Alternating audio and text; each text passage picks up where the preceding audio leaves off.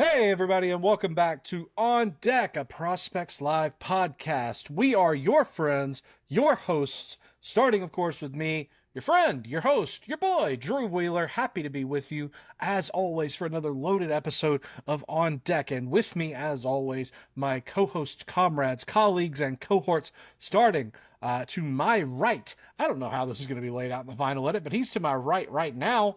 It is the member of the Prospects Live Pro Scouting team. He is the youngest man in the world. He is wearing a lovely camouflage hat, and to my knowledge, he was not thrown out of his game this evening. It is the coach, Nathan. Call him Nate. Rasmussen. Nate, what's up? We had a great umpire crew today. Yesterday, we got close to maybe not an ejection, but maybe a warning. Strike zone was too big. But yeah, I'm doing great. I got the PLive hat on that I just made by myself. Maybe we'll have merch someday. We've talked about the On Deck merch. Yeah. I don't know. I really liked the idea that I pitched to you guys for our first merch because I think it's a perfect encapsulation of the show. But no spoilers here. And Nate, underneath you, directly below you, don't take that out of context. Stop your clipping tool. It is the face of baseball media. It is the free-range human. It is the director of pro scouting for Prospects Live, your friend and mine, Rhys White.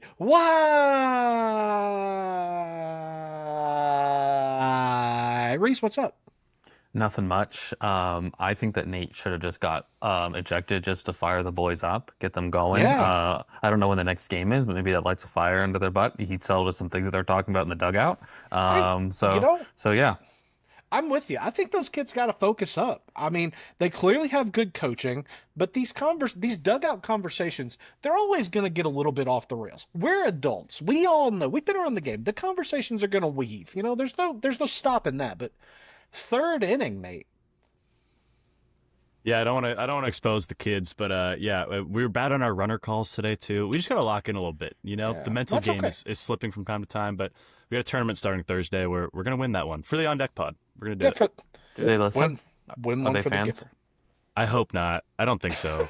Kids nowadays don't like baseball. Like, they don't watch baseball. They don't take it in, you know? So, Topic of today's show: why do kids suck? No, I'm kidding.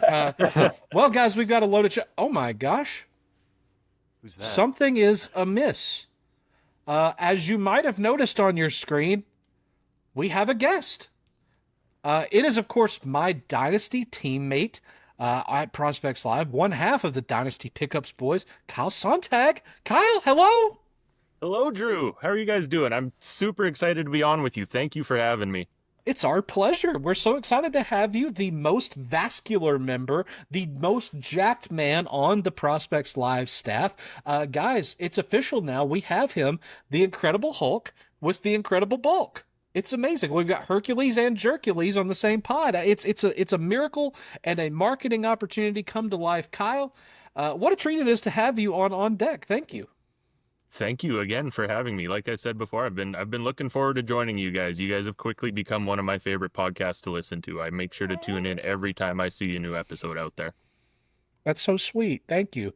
Our child, he's out there doing it. Our podcast is doing things. I'm so proud. Yes. So Kyle is here with us, and we've got an interesting show for you with lots of cool topics.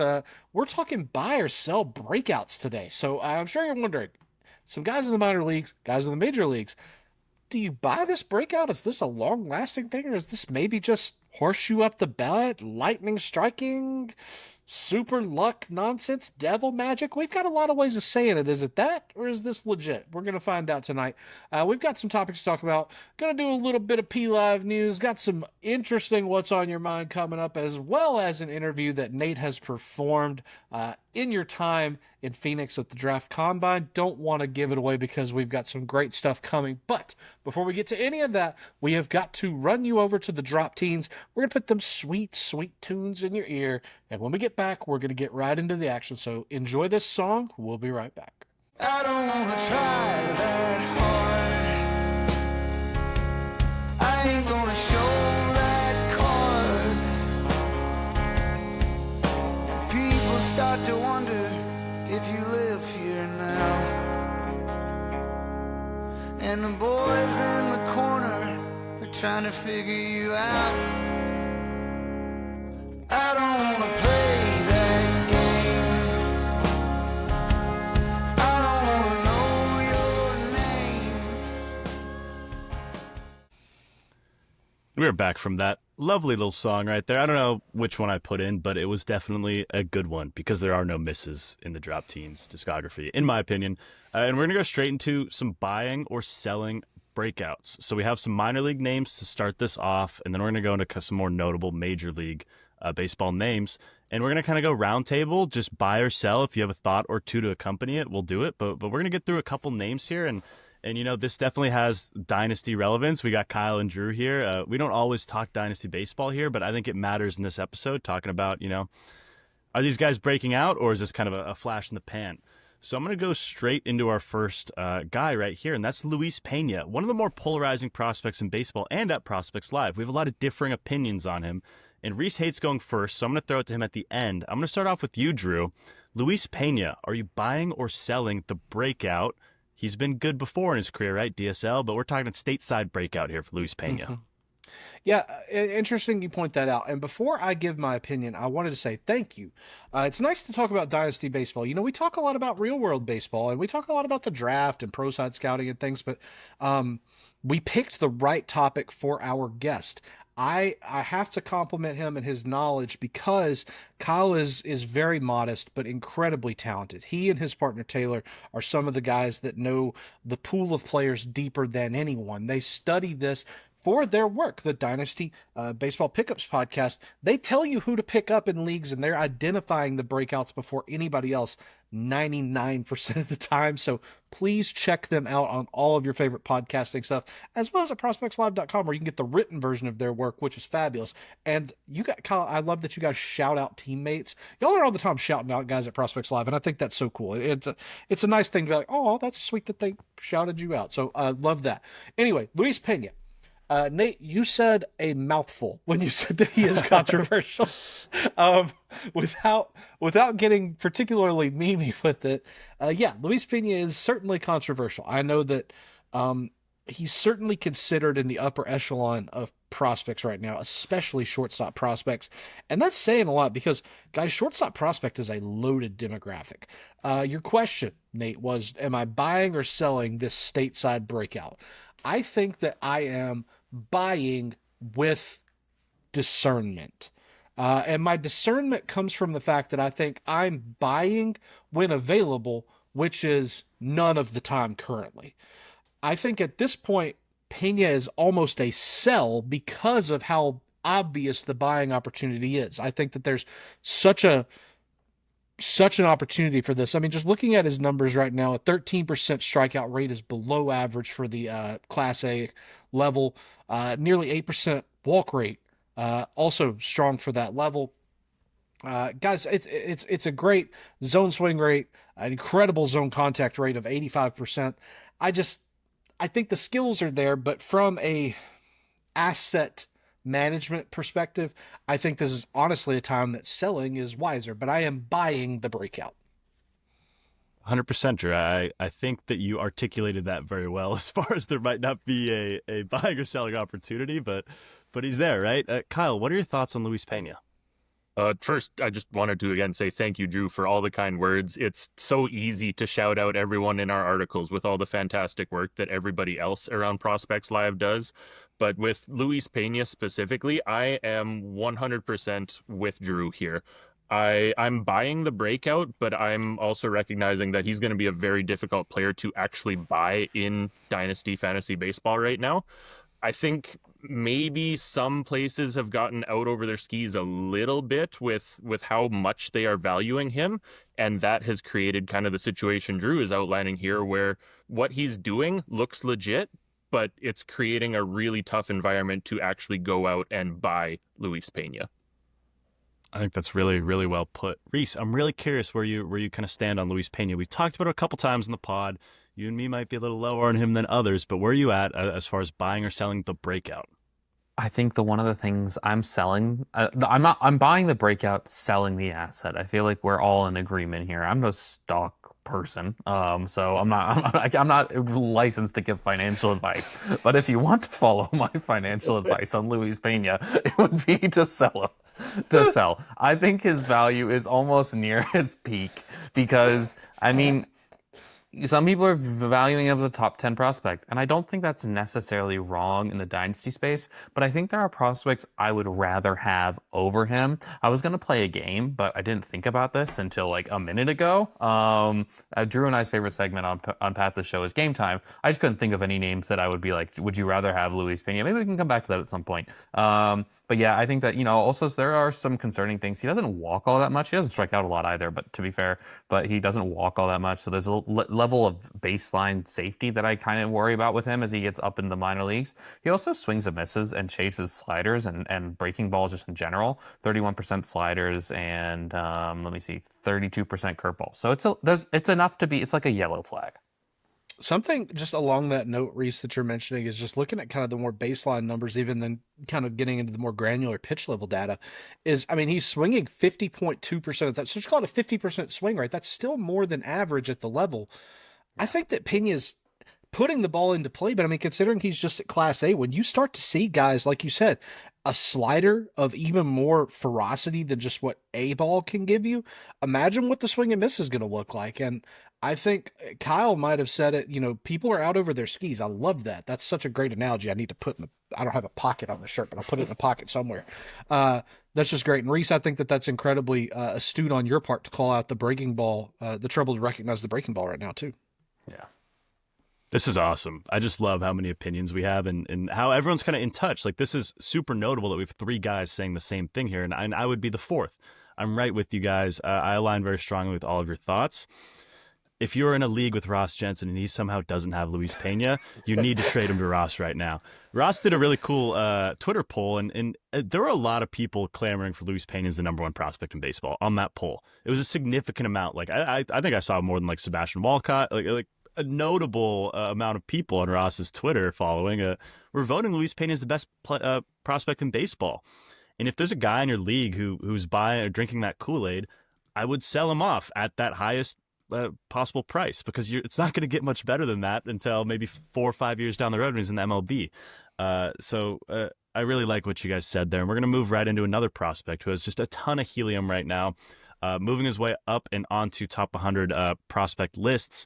Drew, I'm going to go right back to you. Mike Sirota of the Dodgers. Knock, knock. Who's there? The Dodgers with another quality prospect. Sirota, a bit of a draft darling for the sickos. Really, really looks like he's going to pay off for the steep, steep price of Gavin Lux. The Dodgers have acquired Sirota. Take that as you will at home, how I feel about Gavin Lux. The key thing I'm noticing with Sirota is that a lot of the pre-draft kind of hack daddy tendencies that we saw have dissipated. We're now seeing Sirota walk at about a 20% rate, above average there. He's swinging less than average. I think that's bordering on passivity, but I mean, considering that the whiff rate is not outstandingly bad, not swinging out of the zone very much, making relative contact in the zone. And of course, we're seeing the power materialize as well. I think Sirota is proving all of the talent that kind of made him at the start of the 2024 draft cycle, one of those kind of top 20 picks. We're seeing it materialize with pro development, and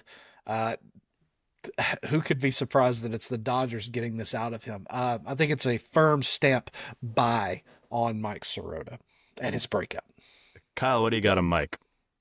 I'm going to pump the brakes just a little bit on you here, Drew. I'm looking at Sirota a little bit like I'm looking at Luis Pena right now, where I think that the breakout is legit, but I'm not sure that I'm buying him in fantasy right now, in part because, a month ago you could have gotten him for free, and now you're going to have to pay legitimate prices to get him on your team.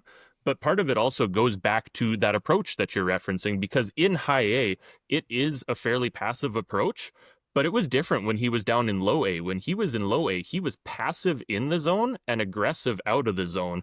He actually made a ton of contact out of the zone while in low A, But now that he's in high A, that has really fallen off. So I'm really curious to see where the approach and those bat to ball skills end up as he gets into the upper minors, because it's important to remember this is still a college draftee who is dominating, but he's dominating the lower levels of the minors right now. So I think we need to see what he can do in Double A. The issue being the Dodgers don't seem to want to promote anyone to Double A right now because they've got 3, 4, 5, 6 different bats that probably deserve a promotion, and then probably another 3, 4, 5, 6 that deserve a promotion from low A to high A, but nobody's moving right now.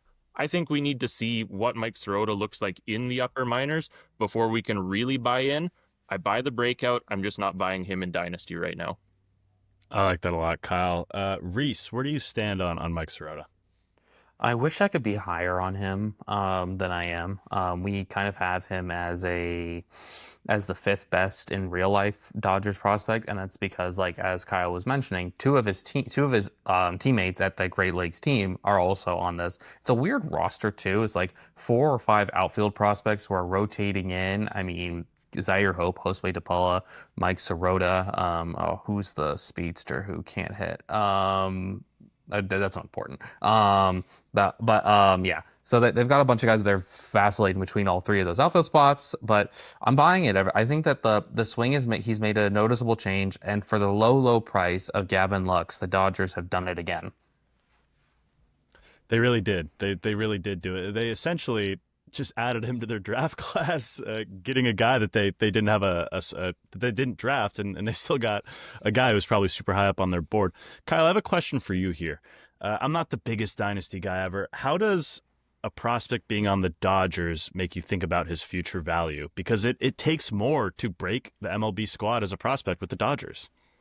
It does. I think while they are down in the lower levels of the minors, you don't think about it quite as much. But as they start approaching the major leagues, you look at a guy like Dalton Rushing and how long it took him to break into the big leagues, and even what his role is now that he's in the big leagues. Or even, Andy Pages maybe isn't the greatest example because he's flourishing right now, but how long it took him. It's in the lower levels you really like when they're in the Dodgers system because they develop players so well. But as they start getting up into AA and AAA, you start to, for me at least, I start to fade just a little bit because you realize they're probably going to take a little bit longer to actually impact your Dynasty roster than they would if they were in most other organizations.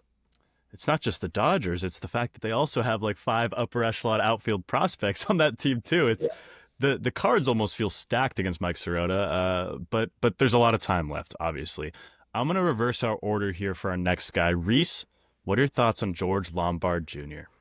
George Lombard Jr. is a sell. I don't really care for the profile. It's like, it's like your friend that always tells you, just trust me, man, trust me. And it's like, I have to keep trusting that George Lombard Jr. is going to take that next step forward. But the power, and there is some pull side, juice here, but it just isn't consistent enough. He goes the other way far too much for my liking.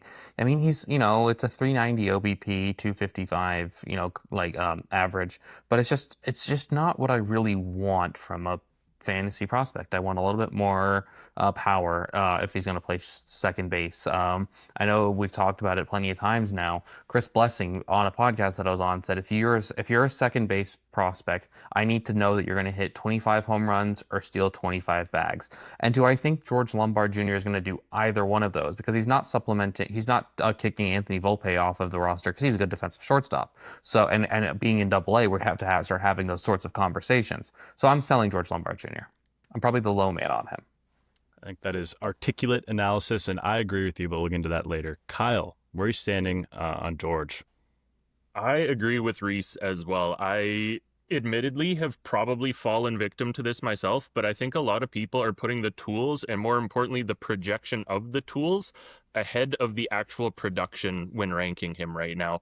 I look at what he's been doing this year specifically. He's had a really passive approach, and that's feeding that OBP that Rhys mentioned. He's got a 40% swing rate in AA right now, and that was down around 37%. That's an overall swing rate while he was in high A. You add to that the fact that his contact has dipped significantly in AA, and yes, he's young for the level. They're pushing him aggressively, but I just think that we're putting the projection ahead of the production here, and we might need to slow our roll on George Lombard Jr. a little bit. So I'm with Rhys. I'm selling him at the current value. Let's get this guy a raise for agreeing with me. Drew, are you with the boys here?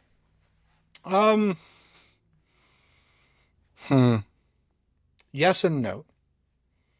I feel as though a lot of the time I'm the guy that says, yeah, projection's fun and all, but when are we going to see it? And how is it that Lombard is the guy that kind of got me off of that? How is it that Lombard is the guy that's like, yeah, but I mean, have you seen the way he looks? He looks like he can do all these things. And so, yeah, I bumped Lombard up pretty healthily over my last two rankings updates. Kyle, those were May and June, I believe, at the start of those 2 months. Thank you, because my brain doesn't work.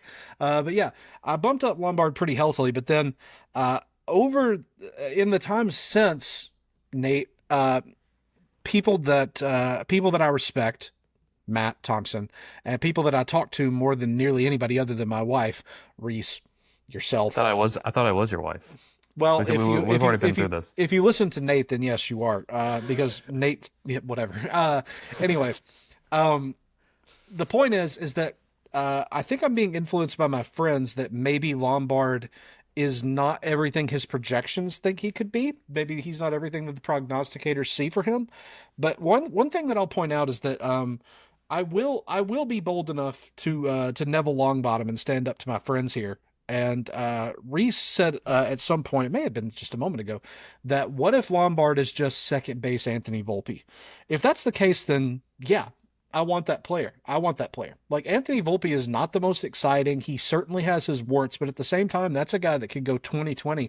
And in a fantasy landscape, that's something that we want. And now, again, to reference the flaws and to reference the warts, Rhys, you said it. Blessing's Law indicates that if he's a second baseman and he does not hit 20 home runs, or is it 20 or 25?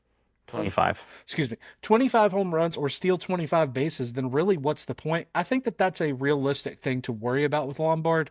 The strikeout rate is concerning as well at AA. I think that I'm buying from the perspective that I see the path to fantasy relevance, but I think there are people who believe in Lombard far more than me.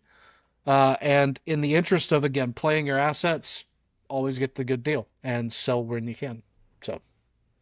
complicated, Nate. I'm sorry I didn't give you a clear answer. No, I think he is a really complicated player, and you are with, like, me and Rhys have been the lower guys on him, and we've talked about Lombard quite a bit, just not on the air. I was on, this is a great time to shout out the Amateur Hour podcast. I was on with Adam a couple weeks ago, and he asked me to name a prospect that I was lower on than everyone else, and my answer was George Lombard Jr. And in my notes for pretty much everything you guys said, one thing that I'll add to it is I just don't love a passive power hitter who isn't hitting for power. It's a tough combination, and I just think that the ceiling isn't maybe as high as people might think, because he hasn't shown us that any reason to really buy into the ceiling. But you guys hit it the nail on the head right there. Moving into our next prospect, Josue Briseño has been really incredible this year at the plate. Rhys, I'm going to go straight to you on your thoughts on Josue. There's a lot of good Josues in baseball right now. There's a lot of Josues. Josue de Paula, Jose Briseño. That's all that comes to mind. Two's a lot. So I shouldn't have said that. He's catching far too much. I really think the bat's kind of outpacing the glove at this point. The glove is like complex level, if we're just going to use that as like a broad term, and then the bat is probably ready for AA, if we're being honest. I think that it's a 9.2% swinging strike rate. He doesn't chase anything outrageously. I mean, there's pull side power, there's opposite field power. It's probably 70 raw power. I'm buying Jose Briseño, even though I'm notoriously, what did I say, Drew? I hate first base prospects so much that I won't rank them until they've hit 25 home runs in the major leagues. And Jose Briseño might make me change that, because he can maybe catch. It's like the Family Guy meme. He could be anything. He could be a mystery box. He could be a boat. I think I butchered that, but we'll run with that. Drew, I'm going to kick it to you next. What are your thoughts on Briseño? I first want to say how much I love Rhys butchering that Family Guy joke. That was really fun. Family Guy's not my show. That's okay. We have referenced multiple times that we are more Simpsons and Bob's speed here. So that's just fine. Yeah, I'm buying Briseño everywhere that I can. I think that, again, kind of like what we talked about with Luis Pena, I think the window's just about slammed shut at this point because Briseño isn't getting the love that Pena is for reasons. And, I mean, look at, again, just as simple numbers as we can. Strikeout rate, less than 18%. Walk rate, over 16%. He's being selective. He's making great contact in the zone. I like Briseño, and yeah, the fact that he's a catcher only adds to it for me. Doesn't need to be complicated because, again, if he's a corner bat, right now the bat is trending like it can carry the profile. Like Rhys said, I think that this is a catcher prospect who, if the worst case scenario is a corner, you're still buying the bat, and it's a bat worth buying. It's a tough situation with a lot of these guys because a lot of them have had a sustained breakout for this whole season now, right? It's not like these guys who have just broke out in the last month or whatnot. So maybe I should have done a better job on the prep sheet because the window is closed on a lot of these guys at this point because the public is caught up. But regardless of that, Kyle, what are your thoughts on Josue Briseño? I'm going to push back a little bit here on Briseño, not because I'm not buying him, but because I don't think the window is closing here. I think you've still got an opportunity to buy. I don't think the public perception has caught up enough. I think people are absolutely getting there, but I think we are looking at a player with far better contact skills than he's given credit for. And as Rhys said, just tremendous power here. Drew, I'm surprised you didn't bring this up because you are such a big fan of this stat, but do you know what his ISO is right now in high A? Can I guess? You can absolutely guess. Is it above 240? Far above. Is it above 350? Little bit lower. Okay, let's say 336. It is a whopping 340 right now in high A. That's awesome. That is my favorite stat, Kyle. I love that you know that. Yeah, it's, again, like the Kyle's power our is number not one a fan. question here. The contact is better than, again, people are getting credit for. I don't think he is being pushed high enough up lists right now. And I think to Rhys's point, if he is a first baseman, he can be a really good first baseman. Can I ask you guys a question? Okay. Who do you like more, him or Max Clark? Because I'm starting to think it's Briseño. I got got McGonagall's. Oh. I think the Go defense is. I really like the defense out of Clark, and I think the floor. I'm more talking about a dynasty perspective. Oh, then yeah, but Briseño, 100%. Okay. I've still got Clark ahead, but that gap is closing really, really fast. Second, what Kyle said. Okay. I just was trying to get a gauge because I feel like in about 2 weeks, if Briseño keeps us up, people are going to start getting out of it. So I want to be out. I want to be first. No, I'm just kidding. I hate being first. I never want to be the high guy or first. I actually want to be the low guy on everybody. That's Everybody's my dream. tied for 700th in Rhys's list. I just want when my list comes out to everybody be ranked last. To balance it out. But yeah, no, I was just curious what you guys, what the feel in the dynasty streets were. I think that's a really good question. And once again, my lack of dynasty knowledge is going to show here. But if I were thinking about it, if he can stick at backup catcher and log a couple innings there, does that increase the Kyle? You're my guy right here. Does that increase the value like substantially if he also has the catcher secondary? Absolutely. If he can play enough catcher in real life to maintain eligibility for fantasy, but still be a guy that's playing virtually every day because he's also a first baseman, his stock just goes that much higher. It's probably a top 5 power bat at the catcher position in Dynasty come time that he's called up if things kind of stick the way that they're going right now. And I once again, find myself agreeing with Kyle. I think the hit tools is so underrated. I think it's really, really good. And honestly, I want to see him in the upper minors. I think we're getting close. It's a little bit of an aggressive call, but I think by the end of this year, I think we'll definitely see him up there. Him and McGonagall should be up at AA. I'm so sorry to keep bringing this up. Those two are ready. Like at this point, why are we wasting time? Bring up together, Michael Arroyo and Lazaro Montes style. Moving on to Major League Baseball now. Jeremy Pena. Last time I checked, I think he was top 5 in WAR, maybe 4th in the MLB.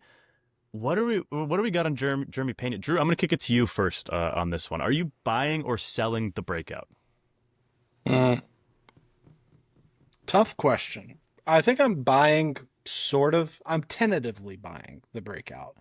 I think that what I'm seeing here is that Pena is making fantasy stats. He's putting them where they need to be. Just looking right now at my home league on Yahoo. Don't come for me and don't say anything stupid about Yahoo in the comments. Gross. Shut up. Rhys, grow up. Grow up, Rhys. Dude. Rhys, That's so gross. Rhys, grow up. Grow up. 47 runs, 11 homers, 40 ribs, 15 steals, 326 average, and an 873 OPS. Those numbers will play in fantasy. It's good for a 19th rank overall in the season. Solid. I mean, absolutely solid. That's what you want to see from a guy who is a former World Series MVP and who had all the hype in the world coming off of that season. But when you look under the hood at the old baseball seventh, I don't know. There's some noticeable question marks that make me think we might see a second half slide coming. Pena is not squaring up the ball well. Bat speed is pretty low. Hard hit and barrel rates not incredibly solid. I think that we're going to see a 2020 season out of Pena here, but I don't know that we're going to get much more than that. So I think if I had him in fantasy and I'm not contending, I would tentatively I'd be pushing offers up. I'd be making him available. Okay, so someone in our prep sheet just asked if they could say both to buying and selling. I want to know who that is and what they're reasoning. Kyle or Rhys? I don't know. It had to be Rhys. That was me. I'm always looking to stir things up in the sheet. No, Rhys is playing both sides, so he always comes out on top. Yeah, exactly. I'm going to rank every prospect last, and I'm going to be the ultimate fence sitter. I think that's what we're missing in the prospect landscape. Is the ultimate guy who's like, this guy could be good or he could not be good. I think that's a good bit. If someone wants to steal that and do that on Twitter and just fence sit on every single player, 2 editions of the exact same tweet. Exactly. Just put them out. Just schedule word. them at the same time. Yeah, exactly. I think that would be such a funny bit. That might be what I start doing on Twitter. Is I'm just gonna both sides every single prospect from here on out. But I feel bad for totally derailing this thing. So yeah, funny. I think that Jeremy Pena, okay, so first I'm going to say that he is a sell, and then I'm going to say I'm going to buy him. No, I'm just kidding. But yeah, like he doesn't hit the ball incredibly hard, but he also plays in a ballpark that you don't really need to hit the ball incredibly hard. If you can just shape your batted ball diet, you can Alex Bregman your way into production, right? Like that's what people thought. Alex Bregman was just a Crawford box merchant, and Jeremy Pena can very much do the same thing when he does make contact. The question is, how often does he make contact? He's cut back the whiff rate a little bit, which has been nice to see. I agree with Drew. I think it's 2020. I don't think it's anything more than that. He's one of these players that has such a not safe approach. I will talk about another one later who terrifies me. But yeah, I think that Pena is someone that I would kind of, honestly, I would sell. I know I wanted to joke and be a fence setter. I think I would sell right now. It's a good thing you're not sold on that joke because I may have just stolen it on Twitter. Sorry. I got tweet notifications on. Drew Wheeler. Jeremy Pena could be really, really good. Jeremy Pena could be really, really bad. I think you should buy or sell him. Kyle, where are you at? I want to buy and sell Jeremy Pena. No, I think he's a fantastic real-life player. And I don't know if you guys know this, he is sneakily one of the most jacked dudes in all of baseball. Yes. If you want some interesting things to start popping up on your computer, just look up Jeremy Pena shirtless, and you are going to be wowed by this dude's physique. I'm not doing this on my work. Whoa. I'm not doing this on Oh, man. I'm not doing that on the Belly Sports Live laptop. Is it the picture where he's popping out of the water? Yes. Yeah. Oh my gosh. Yeah, so for all you at home, go look for that picture, Jeremy Pena popping up out of the water, and you'll understand the excitement here. I wish I could get as excited as Drew is right now for Jeremy Pena, but I think he's starting to be a little bit overvalued. Does he have like a 20-pack? I used to think he was underrated, but really the offensive profile just hasn't changed that much. And all of a sudden he's putting up these career stats. His BABIP has jumped 65 points to 365 compared to last year. His expected batting average is 40 points lower than his actual. His expected slug is 55 points lower than his actual. And I think the 15 to 20 home run and stolen base range is absolutely in play here. But I think he's being valued like a 25 plus type player right now with the start of the season that he's had. And I think that's making him a sell. I think he's still a very good player. I just think we're, again, to use Drew's new favorite phrase, I think we're getting out over our skis a little bit on him. Yes, Drew, you have your hand raised. Thank you. First thing, Kyle, I want to just call out how proud I am of Jacked recognizing Jacked here. And then second, Jeremy Pena's triceps are as big as my head. I am neck deep in Jeremy Pena jacked pictures right now, and I'm bewildered with this man's I don't know physique. why he doesn't get the Astros to get him some better fitting jerseys, because he is in ridiculously good shape, and you would not know it at all if you watched the Astros play. Do you think that he would wear spandex at the gym, Kyle? I think he would know better than to just wear spandex. Yeah, I'm just joking. Oh, dude. Dude, somebody's got to get me off this page. Like I'm slack. Somebody's got to get me off. Good stuff. I am literally just sitting here slack jawed for the last 5 minutes. This is, I mean, he is ridiculously jacked. Okay, I've got to stop. I have to close the window. Delete the search history. No, I'm owning it.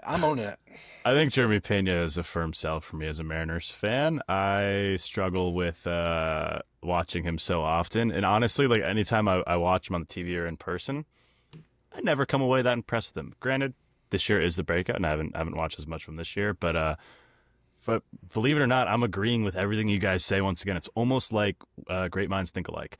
We're going to move on to... If I could buy him and sell him in the same trade, I would do it. I just want that to be known. Put that on a quote Surely card. you can orchestrate a 3 or 4 team trade and make that happen. Where you get him, trade him away, get him back, and then trade him back. Exactly. Just trade him with the whole league. Yeah. I think the On Deck podcast needs to take over a Dynasty baseball team to do stuff just like that. Maybe we'll get that in the works for next season. But that's my our next off-season project. Here is Andy Pages. And I think I know where we're gonna go here, but I'm curious. Kyle, I'm gonna start with you. Andy Pages, buy or sell? The WAR looks really good. So I'm not sure I fully buy the power numbers, but I do buy the improvements and the hot start. You know, I think he kind of saw the writing on the wall and somehow managed to just turn himself into a player that Dave Roberts can't take out of that lineup. Because coming into the year, there were questions about the hit tool, there were questions about the impact, there were questions about the defense, and all of a sudden he's this tremendous defensive player who puts bat on ball all the time. I think his approach could use some work, but I think there's a lot more juice here than what was expected coming into the season. And while I'm maybe not going full in here, I'm buying him a little bit more than I have some of these other players we've talked about.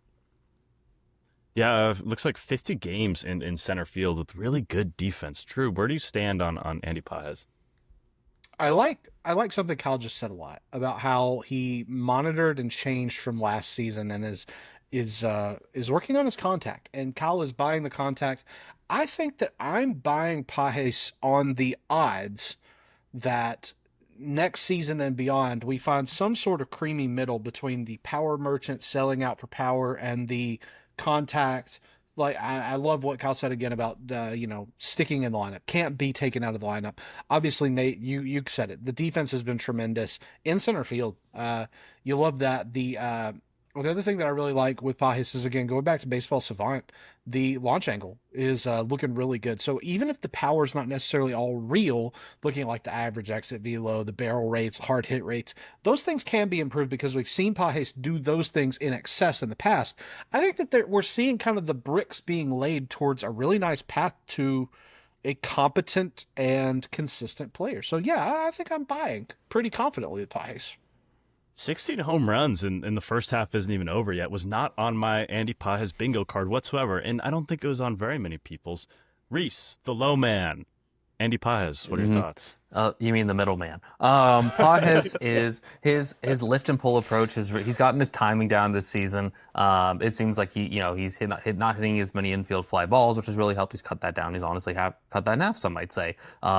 He's really, I think the power's for real. I think this lift and pull approach really plays well in Dodger Stadium, and I think that he's been remarkable. I mean, when you have this sort of approach, a lift and pull approach, when you hit a batted ball, it gives you more margin for error than your slap and dash contact types. So I think that he sort of leaned into who he is. He's not going to walk, which I almost kind of respect how little he's walking.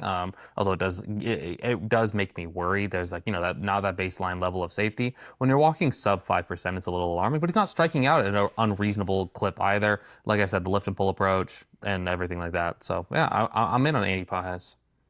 The walk rate at 4.3% is one of the lower ones you're going to see out there.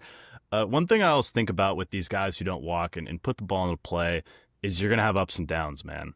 So if you are going to sell him, you got to find the up, and he is on the up right now. So just understand, I think that there's going to be some waves that come through Andy Pages and his career.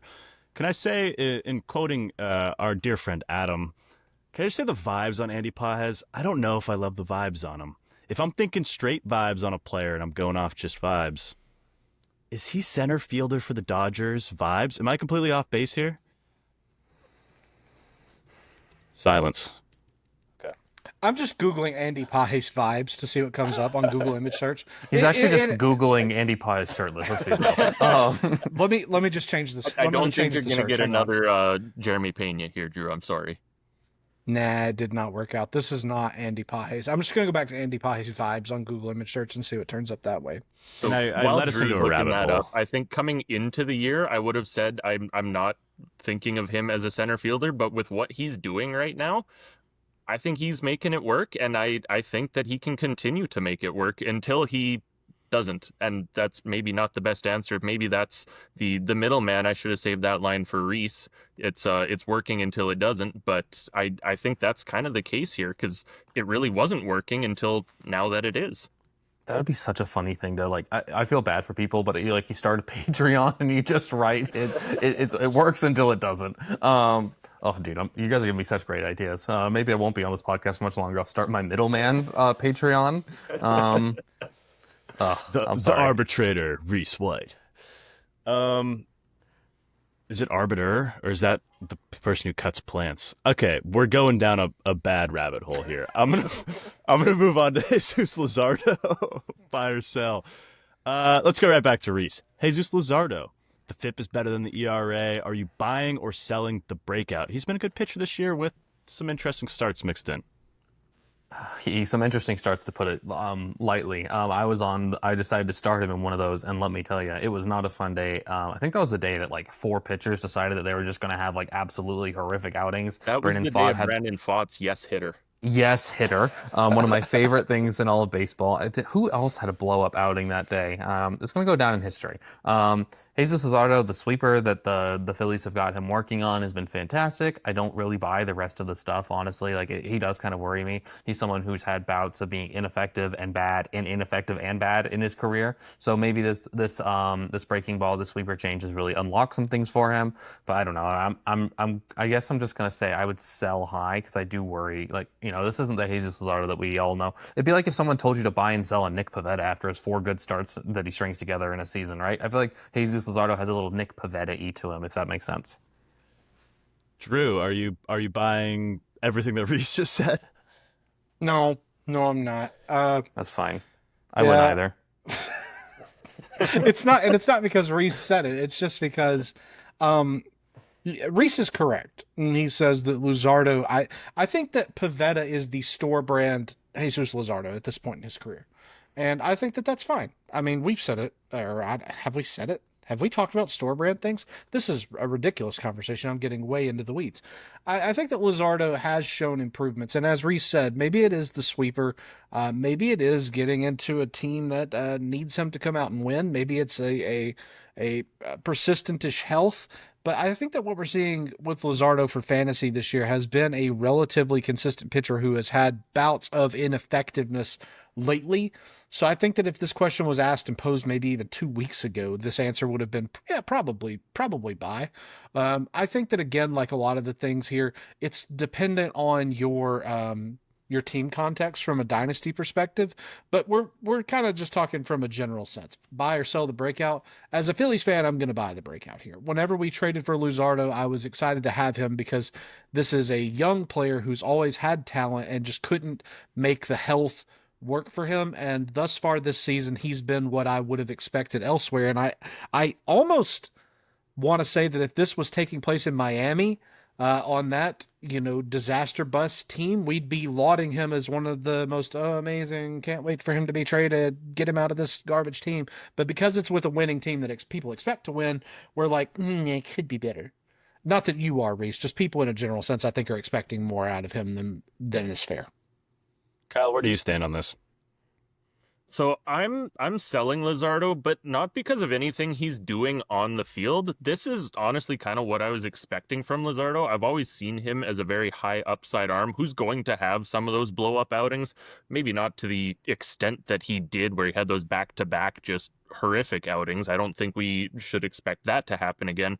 But as Drew noted, the key for Jesus Luzardo has always been staying healthy. And so far he has stayed healthy. I just think when we are talking about a pitcher whose track record of health is, let's say, suboptimal, and he's stayed healthy for as long as Luzardo has at this point, that for me is what is making him a sell. I think you have to look at his track record and say that this probably won't continue, and you might want or need to get as much for him as you can right now. I think Kyle might take the cake on that one, guys. I think he had my favorite answer. I'm in alignment with all of you guys. I think Jesus Luzardo is a perfectly fine SP 3 to 4 on a good team, right? And he, will probably be pitching the playoffs this year, and I think there's a lot to be excited for. But cautiously optimistic is where I would stand. We're gonna go into our last buy or sell here, and probably the biggest name that we're gonna talk about. Pete Crow Armstrong has been, an absolute electric factory this year for the Cubs. Let's go to Drew first. PCA, where do you stand on it? I'm just going random. I'm sorry. It's fine. I think PCA is a total bust. He's a total loser. He's not fun. I'm just kidding. Obviously, PCA is awesome. Everybody loves PCA. He's so much fun. He's super sick. I mean, he's got swag. He often has blue hair. What's not to like? What's not to like is the fact that he chases pretty good bit. Doesn't really walk all that well. Whiffs quite a bit. Strikes out. Doesn't really square up the ball often. The good thing for PCA, though, is that he barrels the ball. He has fine bat speed. He hits the ball hard. And something that can never be overstated with him is that he has some of the most competent and effortlessly flashy center field defense, I think, of his generation. I think that people will talk about his center field defense in a way that very few of that generation will, maybe. I think that... Go ahead, Kyle. Did you see his play today? I did not. Was it sick? That's one word for it. He caught a fairly routine fly ball out on the warning track with Mason Wynn tagging up on second base, and PCA forgot how many outs there were, and Mason Wynn scored from second base on a routine sac fly. Like I said, defense is really good. Nate, you're going to cut that, right? You're not going to make me look stupid on the podcast, right? Oh, yeah. No, we're going to cut that, yeah. But anyway, no, I think that PCA's defense is solid, and his speed, those are things that are going to keep him in the lineup. So if there are long stretches of woes at the plate, he's going to be fine. I'm buying PCA, but as we've said for so many of these players, the buying window is slammed shut with multiple padlocks and a Ring doorbell waiting to alert if it ever tries to open. So I'm going to go to Kyle here next, but I kind of want to set you up here. The profile is scary with a guy like PCA. It's scary. I don't know a better word other than scary here. Maybe Rhys has one, but terrifying, nightmarish. Yeah, okay. So we're on the right track. Baez-esque. So when you look at a profile like this, Kyle, I want to pick your brain here. Do you think that it is unsustainable, or do you think, wow, does he have another gear? In which kind of way do you lean, or are you somewhere in the middle like Rhys? It depends on the player. I have to look at their track record a little bit, and for PCA, the track record says that this is who he is. He's a player who is going to chase a lot. He's going to make some hard contact. He's going to play stellar defense, despite what I just said about his play today. He is tremendous defensively. He's got tons of speed, but for PCA specifically, I think regression is going to hit. I think the aggressive approach is going to catch up with him because this is a first percentile chase rate right now. The contact rates really aren't all that good. I think he's just so aggressive that he's not giving opposing hitters a chance to strike him out. And I think this is the Javi Baez starter kit. And I don't know when that regression hits, but I think it's going to hit at some point because for me, and Nate, maybe you can speak to this a little bit as well. I'm a former pitcher myself as well. And when I see an approach like this, I think I'm not throwing him a strike. I'm not throwing him anything in the zone because if it's in the zone, he can do a ton of damage. If it's out of the zone and I can make it look even remotely like a strike, then he is going to go after it. And when I look at what he's done against specific pitches, he's done most of his damage on fastballs. The damage goes down a little bit on breaking balls, and then it really goes down on off-speed pitches. So he's a left-handed bat. I'm a right-handed pitcher. My bread and butter while I was playing was a splitter. I am just spamming splitter down and away, down and away, down and away, and I'm going to let him get himself out. And I don't know why other teams haven't gone to that approach yet, where they just make him get himself out, don't give him anything to hit. I think that what might end up happening with PCA, I think we could see a really, really strong first half. I think we could see an all-star appearance, and then I think we might see a big-time fall-off in the second half as teams adjust their approach to him. That was awesome. I was just like mesmerized for a little bit in that analysis. Kyle, my biggest flaw as a pitcher was I threw too many strikes, so PCA would probably take me 550. I couldn't throw balls. It was like actually like it was the weirdest thing ever. Is I would just miss in the middle. You got a little Zebby Matthews constantly. in you?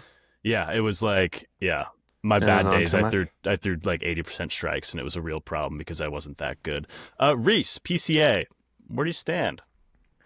I'm terrified. I watched the play, and I liked how Cardinals Twitter accounts were like PCA with an amazing play in center field, and I was like, oh, is Kyle like messing with us, or is that from an earlier game they played a doubleheader? And then I saw it and was like, oh, yeah, PCA, fantastic defender, probably one or two best defender. Denzel Clark's willing to die out there on the field, so I don't think PCA is willing to do that.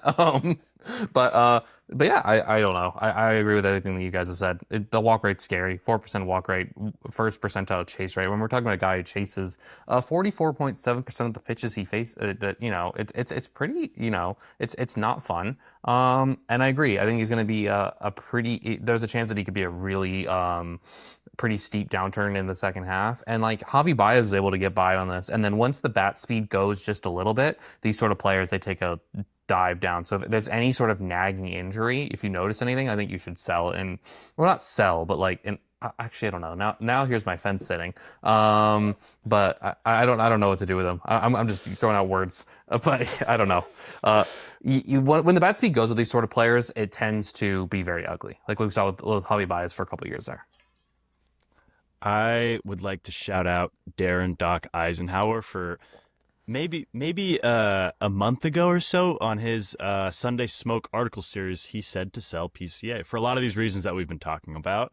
And when I first saw that article queued up, I said, what is this guy thinking? Well, this is stupid. He's like one of the best players in the league. And then I thought about it more, and I was convinced that PCA should be sold. And I think that still rings true today.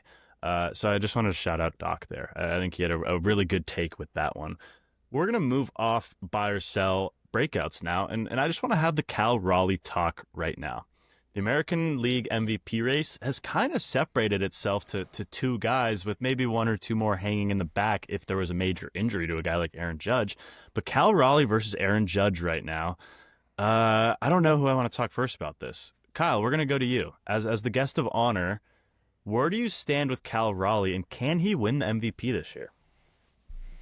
I think he can, but it's an uphill battle because his profile is, it's not quite where PCA is, but there's a little too much swing and miss. There's a little too much chase. Now, he walks at an exceptional rate, and he punishes anything that he touches with his barrel. What he's done this year has been ridiculously impressive. I'm just a little bit worried that what he's doing isn't as sustainable as what we've seen Judge do for half a decade now.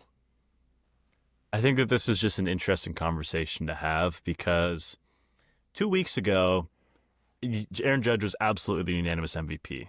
And now we're talking about a guy, Cal Raleigh. I don't know the exact home run total, but it's over 30 now by a couple. Rhys, where do you stand? Does Cal Raleigh have a shot? I think he has a shot. Why do teams pitch to him? Is a question I ask myself. Like, I'm not trying to be mean to the rest of that lineup. I know Nate probably has some receipts of things I've said about the Mariners and everything like that. But why pitch to him? Like, there's no point. It's only going to end up in misery and the pitcher wondering how the ball got deposited into the seats. I think Cal Raleigh has a very real chance. I mean, a 193 WRC plus from a catcher who's playing every day. He's playing way too damn much, if we're being 100% honest.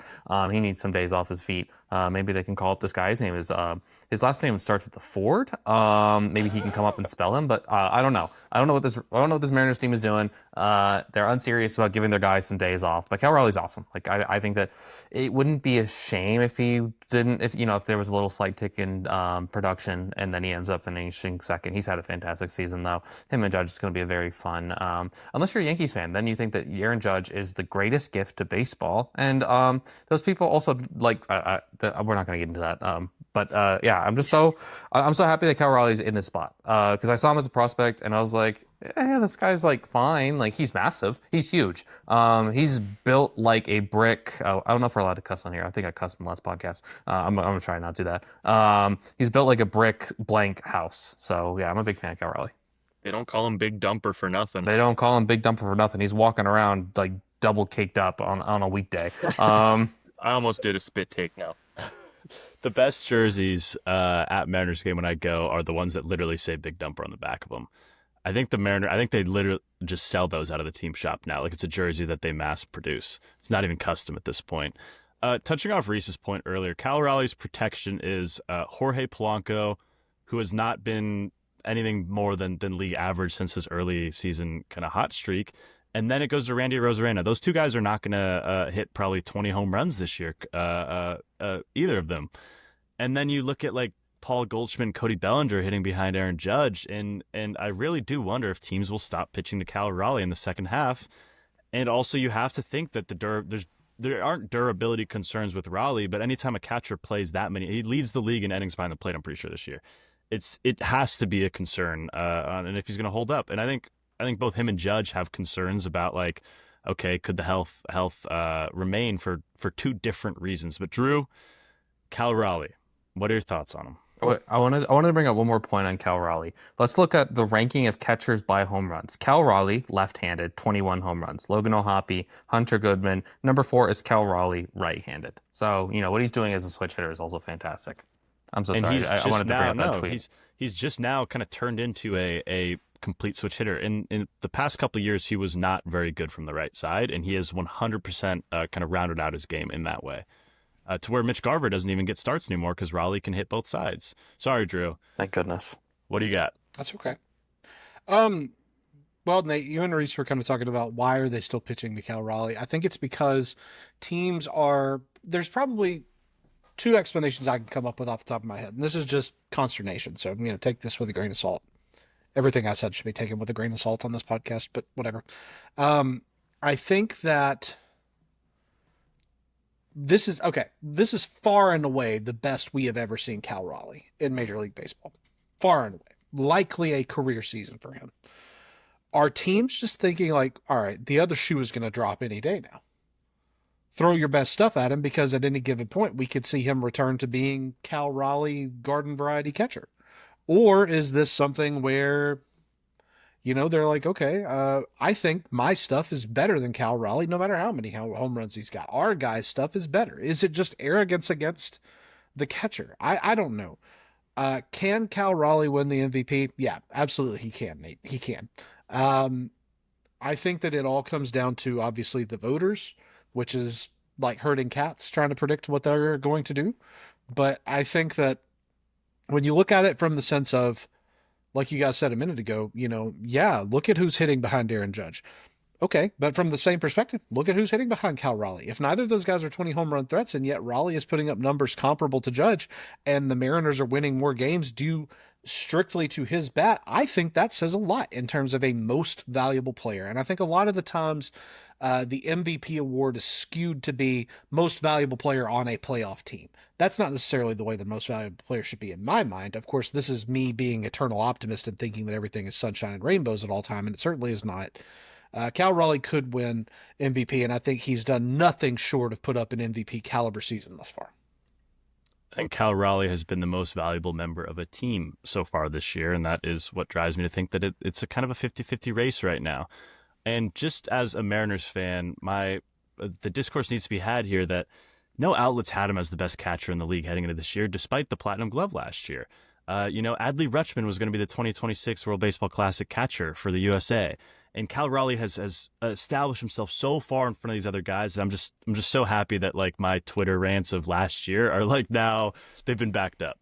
So this has been awesome to see for myself being a Mariners guy. We're gonna get into an interview now, and then we're gonna see you guys right after that. I don't know who the interview is gonna be yet, but we'll figure that out. And then after the interview, we'll be back with a little bit of college baseball and some PLive news and what's on your mind.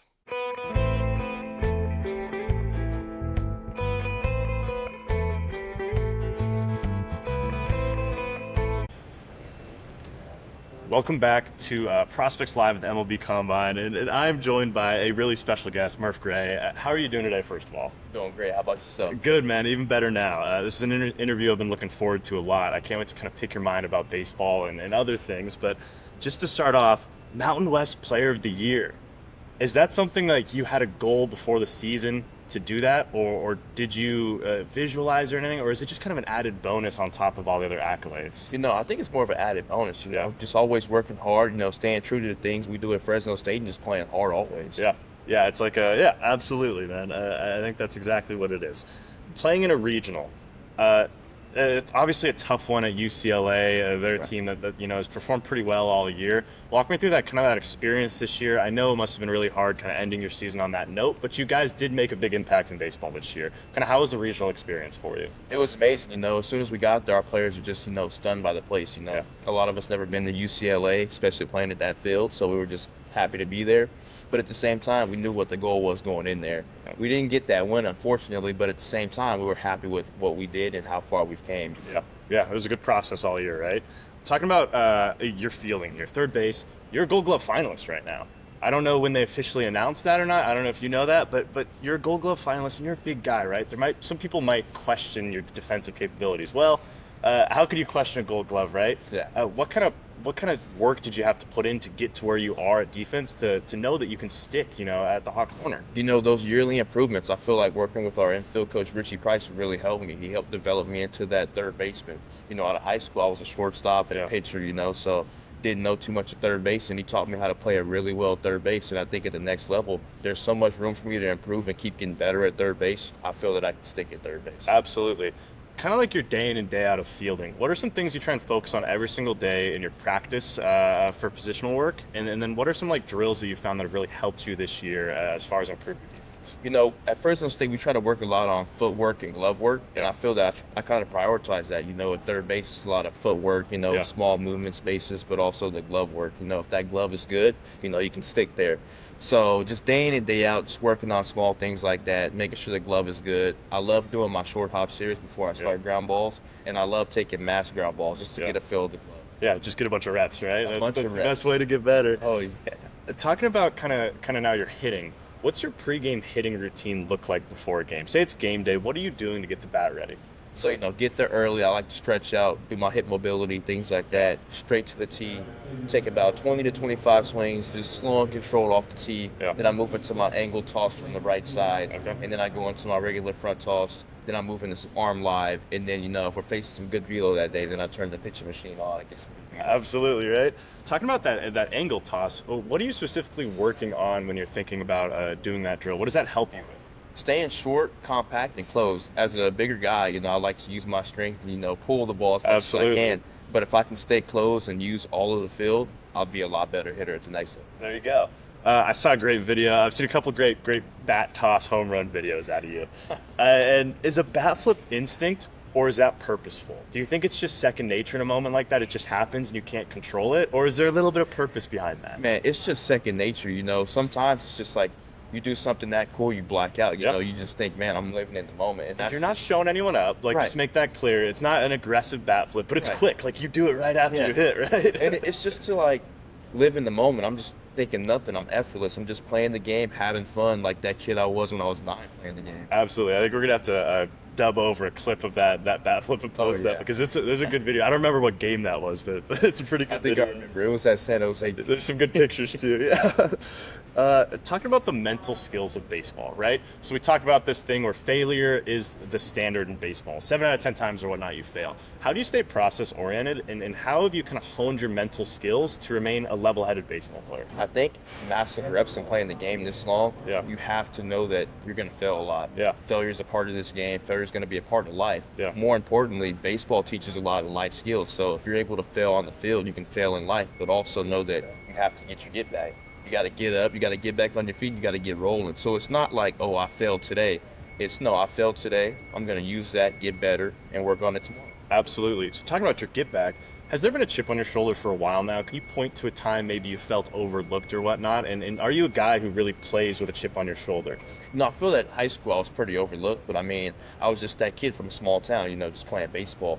And then when I got to Fresno State, I was able to prove myself, year in and year out, just getting better, making those small improvements. But the whole time it's just been staying humble and just grinding the whole time. Absolutely. Let's talk about Fresno State a little bit, right? Your loyalty to the program cannot go unnoticed. What about Fresno State is so special? I think the biggest thing that a lot of people think about too when they talk about me and Fresno State is how close it is in my house. Yeah. It's like 35 minutes down the road. So just being that close, my whole family gets to come to my games, my best friends, things like that. But even more importantly, Ryan Overland was the first guy that recruited me. Mm-hmm. He spoke truth into me. He said I could be something, and he believed in me ever since I was a freshman. So without him, I wouldn't be here today. That kind of loyalty is really amazing. It's something that in this era of college baseball, sometimes it's hard to find, right? So that's an impressive thing right there. The kind of last big question here. What memory will you remember from your college baseball career above all else? I'll probably remember my sophomore year playing in the Mountain West Championship. We had to win 2 games to win the championship, and we won 2 games back to back. It's one of the hardest things to do in sports is win twice on championship. I'll tell you, we were just nervous and scared that whole game, but we never lost any doubt. We just fought the whole way. Yeah, back against the wall, you guys performed even better, right? Oh yeah. Moving into some rapid fire questions here. My first one is just cardio or lifting. Which one do you prefer to do? Lifting. Yeah, I think that's a pretty easy answer for most people out there, but I'm wondering if we're going to get a cardio guy today. Would you rather have to sing or dance if you had to pick one? Lesser of two evils, maybe. I'm a decent dancer. I really can't sing, but I feel like if I'm put on the spot dancing, I won't do well. So I'll say singing. Okay, so if you had a karaoke song, what would it be? Probably Mo Chicken by Boss Man D-Lo. Absolutely. What was your walk-up song this year, brother? This is something I want to ask everyone about. I think walk-up songs are an underrated part of baseball. Yes. I think in college baseball, it can set a tone for a hitter, it can get you in the right mindset. What was the process in choosing your walk-up song, and what was it? So I had Magic Stick my freshman year. Nice. And that was a cool one, but I was like, I got to move to something new. And Sexy Red was just hit the scene. She was popping. She was popping, so I changed it to Get It Sexy. And that one just stuck because you had kids in the stands dancing, saying like bow, bow, bow. Oh, yeah. Had everybody standing up. So that one just got me in a good groove and had the fans in the game. Yeah, that's one of the rare ones where everyone can get behind it because it gets the fans involved too. Like mom's kind of like, what is this? But like if everyone's laughing and having a good time, like why not? Right. I absolutely love that. What's your go-to pizza order? First of all, are you a pizza guy? Some people aren't. Okay, go-to pizza order. Go-to pizza order, we're going to Pacifica in Madera, California. We're getting the Meat Lovers pizza with 2 ranch on the side. You have it? Okay, so you've ordered that before, I'm guessing. I ordered that maybe 3 days ago. A lot of Sunday nights, yeah. Pineapple on pizza, yes or no? No. Okay, all right, I can get behind that. My last question here is pardon the terminology. Would you rather be driving the car or are you a passenger princess on Ox?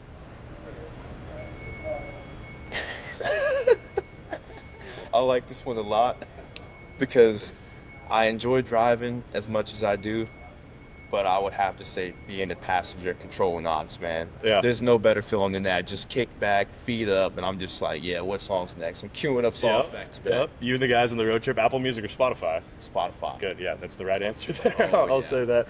Let's say you're on a road trip, right? A go-to road trip snack, and what song do you kick off your road trip with? I'll probably say go-to snack. We'll go with probably Nutella sticks and some goldfish. Yeah. Song that I'm throwing on is probably Pound Cake by Drake. Long one too. Yeah. It's a very long song, but it's a good song. Yeah. Gotta get somebody else, man. Like my J. Cole. Yeah. You know, We'll Go Get You by Daniel Caesar. Okay. Instead. Oh, so you got a little bit of both sides. Yeah, get a okay. little bit of both. There you go. Man, I gotta get your playlist here. I'm liking what I'm hearing. Yep. But this has been a great time. I'd love if you could shout out your social media, let the people know where to find you now. You can find me on Instagram at Murf Gray, and yeah. Awesome. I appreciate you coming on a lot. Thanks man. for having me. Thank you. Welcome back, everyone, to Prospects Live at the Combine, and I'm joined by a familiar face because you just saw him a couple days ago on our channel. He's back again, Sean Youngerman. How are you doing, my friend? I'm good. How are you? Good to be back in person. Yeah, this good time. to see you in person. It's Right? even Yeah, cooler. yeah. It's way better, right? No Drew though, but we do have our other podcast co-host did make it actually with us to Arizona. So Rhys is here with us. I don't know if they can see that, but the framed picture, which is not weird at all, of my podcast co-host who I've never met in person. It's a little weird. But the people at home understood. I want to spend this time with you in person, getting into the art of pitching with you. We learned a lot about you in our longer interview the other day. We learned about who you are as a person. It was an absolutely fantastic interview. But I want to pick your brain about some of the more nitty-gritty pitching things. So you got a ball right there. And you'll notice it's a good old NAI ball. I don't know if you remember those guys. I do. They're a fun ball. And I want to talk about pitch grips with you and kind of go over some cues and then get even more into the weeds. So our camera's right there.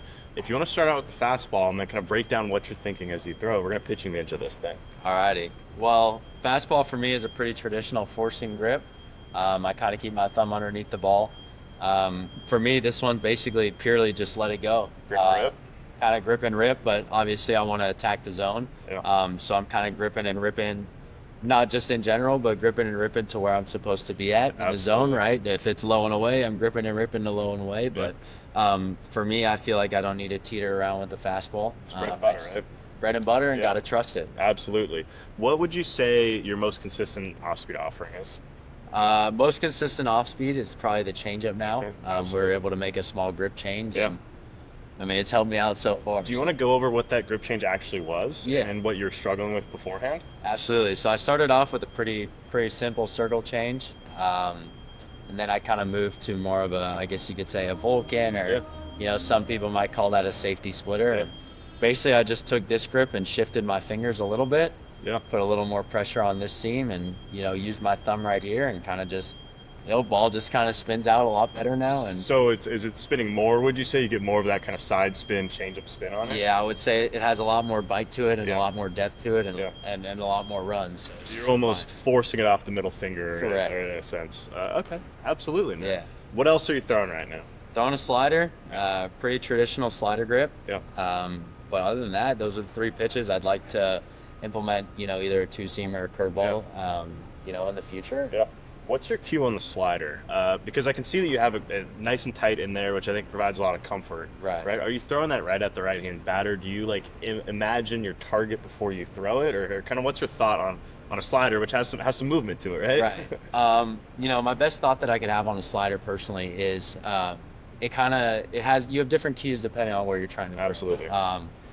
So if I'm trying to go backdoor to a lefty, I'm going to start it kind of, in the middle of the right-handed batter's box, so it comes back. Tough because there's nothing really to throw it at. Right? Exactly. It's a repetitions thing almost Right. to get that back. 100%.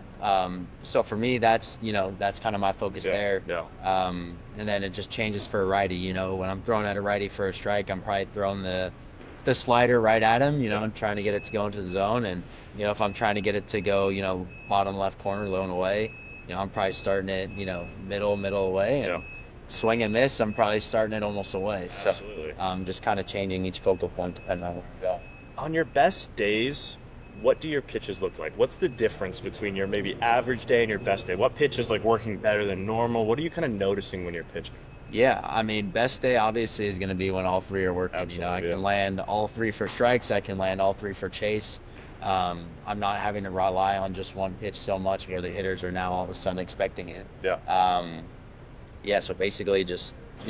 being able to throw anything at any time? Correct. Yeah. Correct. Being able to keep the hitter off balance and keep him guessing. And, first time I see him, ideally is, I only throw him a fastball and a slider to a righty. And then second time I see him, now I'm throwing him changeups. And they're like, oh, well, now he's throwing right on right changeups. Yeah. So. Absolutely. So I'm assuming you don't call your own pitches, or Correct. you did not. Correct. So let's say you were. What is your dream 3-pitch strikeout sequencing with location and pitch type? My dream 3-pitch. How are you setting guys up? What's the first pitch? Are they swinging? Are they not? Like, let's get imaginary world here. So, we're gonna say something where I can use all 3 pitches. There you go. And I would have to say it would be a right-handed hitter for me. So first pitch would obviously be, I think getting him to swing through a slider. Yeah. First pitch would be pretty cool. Opens a lot of things up. Yep. So if I can, get him swing and miss first pitch slider. Yeah. Swing and miss second pitch changeup. Yeah. Kind of catch him off guard, like, now Yeah. he just You're kind of just almost threw going me. both directions. Right, he You're just threw tunneling. both. Yeah. And then third one is just going heater up and then being like, all right, well, Yeah. I'm gonna have to just take my bat and walk back to the dugout. You get 3 different pitches, man. Yes. Yeah, that's awesome. I think that's honestly what I would do as well, right? Like, I think that's kind of the dream is to have 3 pitches go to different directions. Absolutely. So let's get into maybe some in the weeds talk here. What do you credit to your velocity jump kind of in the last couple of years as you started ticking up into the upper 9s? What do you credit the most with that jump? I think consistency is one of the biggest things, or at least one of the biggest words I would use. For me personally, it was doing a lot more mobility, making sure that those deficiencies in how my body moved were, corrected or at least helped a little bit better. Yeah. And as well for me personally was making sure that I was throwing harder more often. Yeah. And it wasn't like, I'm going to go rip plyo balls harder, or I'm going to go, move, wait for no reason. It was, I'm going to work through my mechanics with a mobile body. Yeah. And I just started to see it tick, week after week after week. Yeah. So you didn't have an unlock per se. It was more of like, I grinded my way to this. Correct. Absolutely. I love that. So when you are warming up, let's say you're warming up for a start, so you have a little bit more time. What does your kind of pre-game ritual look like? What are you doing? Like, are you doing plyos? Like, when are you starting your mobility? Stuff like that. Yeah, so, everyone usually has a set dynamic time. The dynamic is usually about an hour before you're supposed to start the game. Yep. So then an hour before that, I'm either in the training room or wherever I have access to, rolling out, getting mobility, kind of stretching my body as is. Yeah. I kind of just have this whole routine that I take myself through, make sure I hit just about everything, get nice and loose, because I don't want to be cold going into the dynamic. I want to make sure my body's good to go, and from there go straight into the dynamic. Once I'm done with the dynamic, usually hit a couple sprints. Mm-hmm. When I'm done with the sprints, I go do my bands, and then I usually do body blade or shoulder tube. Absolutely. For a little bit, like to get my shoulder nice and loose, and then finish off with 4 or 5 reverse throws with a green plyo, and that's your plyo routine. Yep, absolutely. that's it. I love that. The safest plyo routine out there, right? Reverse throws are kind of like the anyone could do it. 12-year-olds listening could do a reverse throw conceivably with a lighter weight. Have you ever been like a heavy plyo ball kind of guy, or weighted balls to try and chase velocity, and how did that work out for you? So I've never done that. Yeah. Personally. My reasoning behind not doing it is simply because I didn't know how to do it properly. Yeah. And I think that if you don't know how to do those things properly, you shouldn't do them. Risk versus reward. Exactly. And I think the risk is much greater than the reward in those cases. And, just having conversations even this week is just simply, look, like, I'd love to learn about that more so I can try to implement it, right? Yeah. And see if it works. Because if I haven't done it yet, there's the possibility of, this could work out for me. And you would imagine that MLB teams are the best people to introduce that to you. Right? 100%. So maybe that's where those come in later on down the line, because they know what they're talking about more than anyone. So I think that's a really interesting note, and that could be like, if you get 3 ticks up next year, I'm gonna think in my head like, yeah, they got him on the fly routine a little bit, like they found the juice in there. That's really cool. How has the experience been for you all week? I think I saw you yesterday. What has this kind of meant to you being at the draft combine? I mean, it's special, right? Like, it's not an opportunity I thought I was gonna, be able to get. Yeah. And then, thankfully I was granted this opportunity, and for me, it's just been special and kind of surreal to be able to take all this in. I get the opportunity to be at a beautiful big league ballpark, and be around a lot of great guys and a lot of people that are knowledgeable about the game, and sharing stories with them, and reconnecting, and it's just been really, really cool. It's a special week, right? Absolutely. I was saying this earlier. It's not, you don't dream about the MLB Combine when you're a kid, because first of all, there wasn't one. But like now that you're here, even for me being able to work this, it's dreamlike, right? Like this is just like a culmination of all your hard work is getting this invite and being able to meet all these cool people who believe in you so much. And man, we couldn't be more excited for you. But we're gonna let you go for now, and I'm sure we'll probably talk to you again at some point down the line, and we'll be rooting for you next month, man. It's gonna be a really, really cool thing. I'm excited. This has been fun. We appreciate you a lot. Thanks for coming out, Sean. No, thank you very much.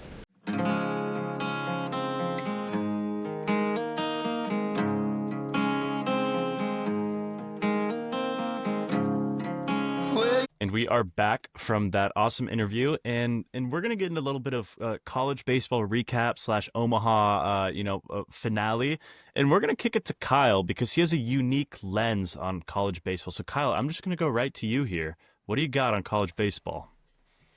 Yeah, I watched exactly one game this year. It was the very last game of the year, and really two things stuck out to me.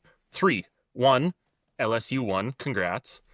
2, prolonged arguing might be the softest reason for an ejection I have ever seen in my life, especially on that stage. And 3, Anthony Ianson is really good. And that'll do it for our college baseball recap. Thank you so much, Kyle. It's been a fun year. And we're gonna kick it right over to Rhys. That wasn't what anyone was expecting, but yeah, we're sneaky like that. Rhys, what do you got to talk about here? Okay, because of my court-mandated petty disorderly conduct after I got ejected from a game in the first inning, we are going to talk about what's going on over at Prospects Live. We have the Daily Sheet. It's now just one. We no longer have the College Daily Sheet. It is over. It has been a blast. Anyways, we are going to continue on with the Daily Sheet and roll along with that. I'm going to be taking a couple of days off from that. Have fun with whoever covers for me. No one's signed up yet. Max continues to roll through his drafts preview series as the draft, sort of runs right towards us. We have Jake Bakery. I think that's how you say the last name. I should probably learn that. His preview for every conference has been going live. I think he's right now, when you listen to this, it's going to be the A10, and then it sounded like some sort of I forgot what the conference was. We have the Dynasty diplomas. We have the Dynasty baseball pickup guys. We have one of them on with us right now. The Dodgers list went live. The DSL weekly rundown has been delayed a day. We have the Combine recap article, and we have so much more coming out. Smada does his deep dive with the PLive Plus tool. We also are going to be introducing the Hobby Plus tool for anybody who is a 60 member or higher. And with that, who wants to go first on what's on your mind? I'm not reading that. I'm gonna go first. Just scroll back about a minute and listen to what Rhys said for Deep Sea. I'll go first because I think mine is the least cool, and we'll end with the draft. So Drew and Kyle can figure out who wants to go next while I talk about concert tickets and the problem I have with concert tickets and wanting to buy them, only to realize how expensive they are. So here to kind of set the scene. I probably spend about 20% of my money on concert tickets. I don't make a whole lot of money, guys. Listen, Prospects Live has been great to me, right? It's not a full-time job. I'm a youth baseball coach. You don't even want to know how much money I make doing that. I lose money most of the time.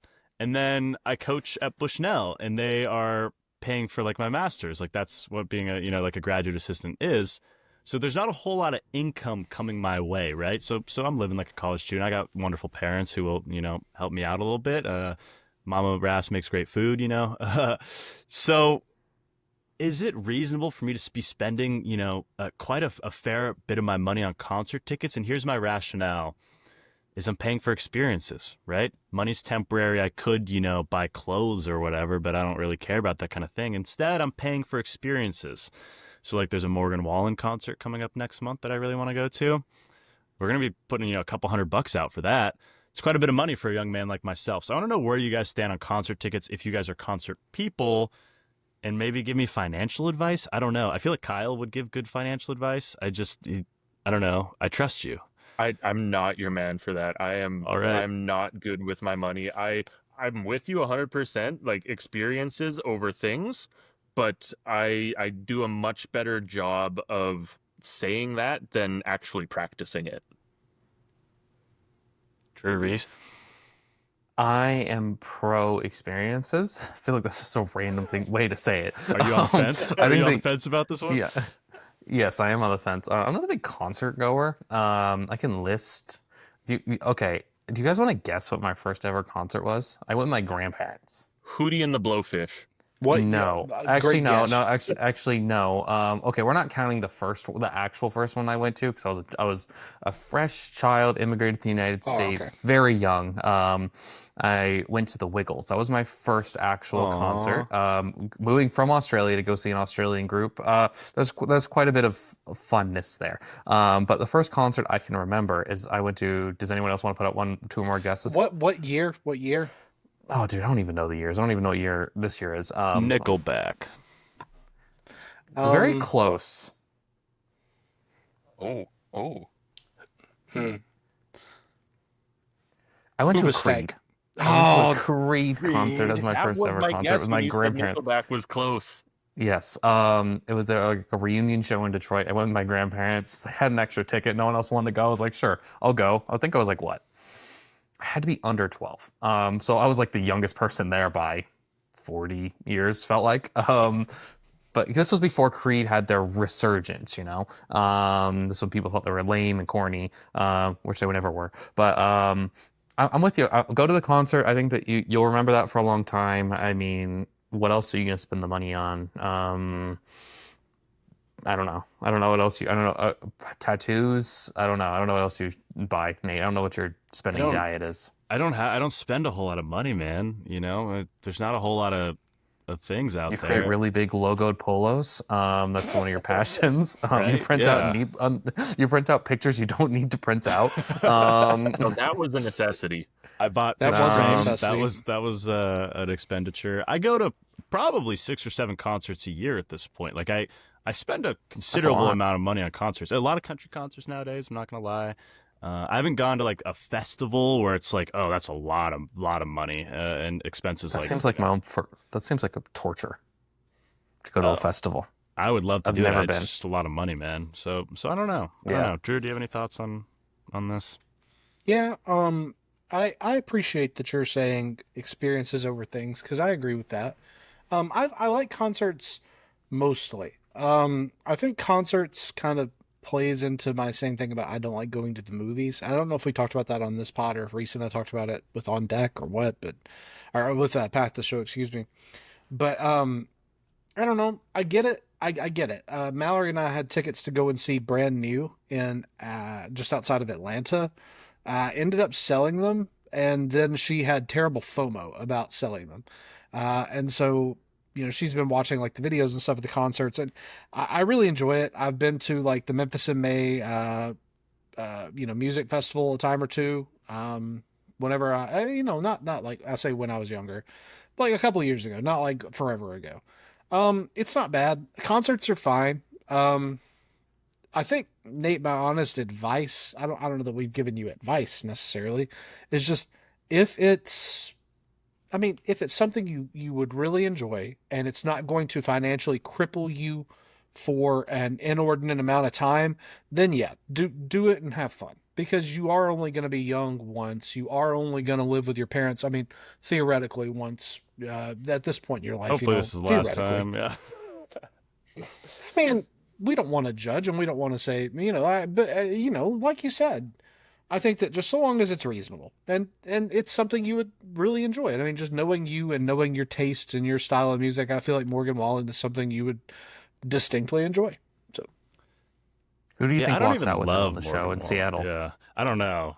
Marshawn Lynch? Hold on. You said you Wait. Don't even love Morgan Wallen? Okay, so you're gonna spend a lot of money to go and you don't love him? No, I like his music, but he's not like a top 10 artist for me or anything like that. I think he makes really good music, and I think that he makes really good concert music.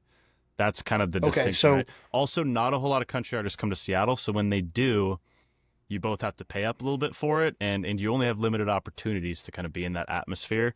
That doesn't make a whole lot of sense. I don't know what I'm saying. No, I get what you're saying. It's a limited opportunity, and so then obviously the price is going to increase because it is a limited opportunity. He is one of the bigger pop stars in the world right now as well. Regardless of being a country, he's a big artist right now. I'll know all the songs. Don't get me wrong.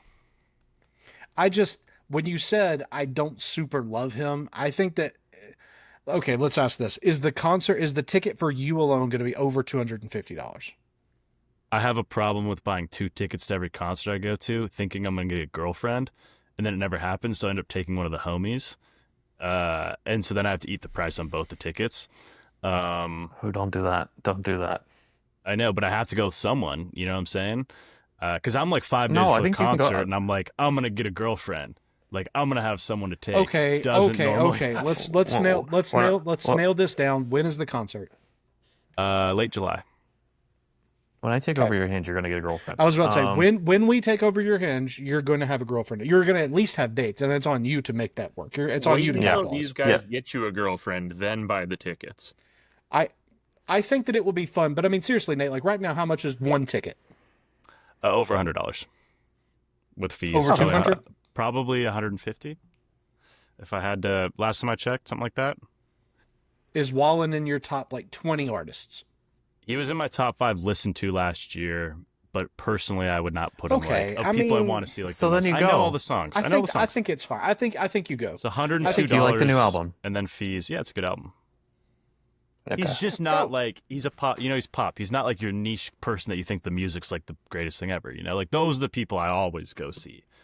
Yeah, there's no Tyler Childers. I'm seeing Watch House, and I'm seeing Cody Jinks like this summer. Like, those are 2 like people and bands that I'm like, yes.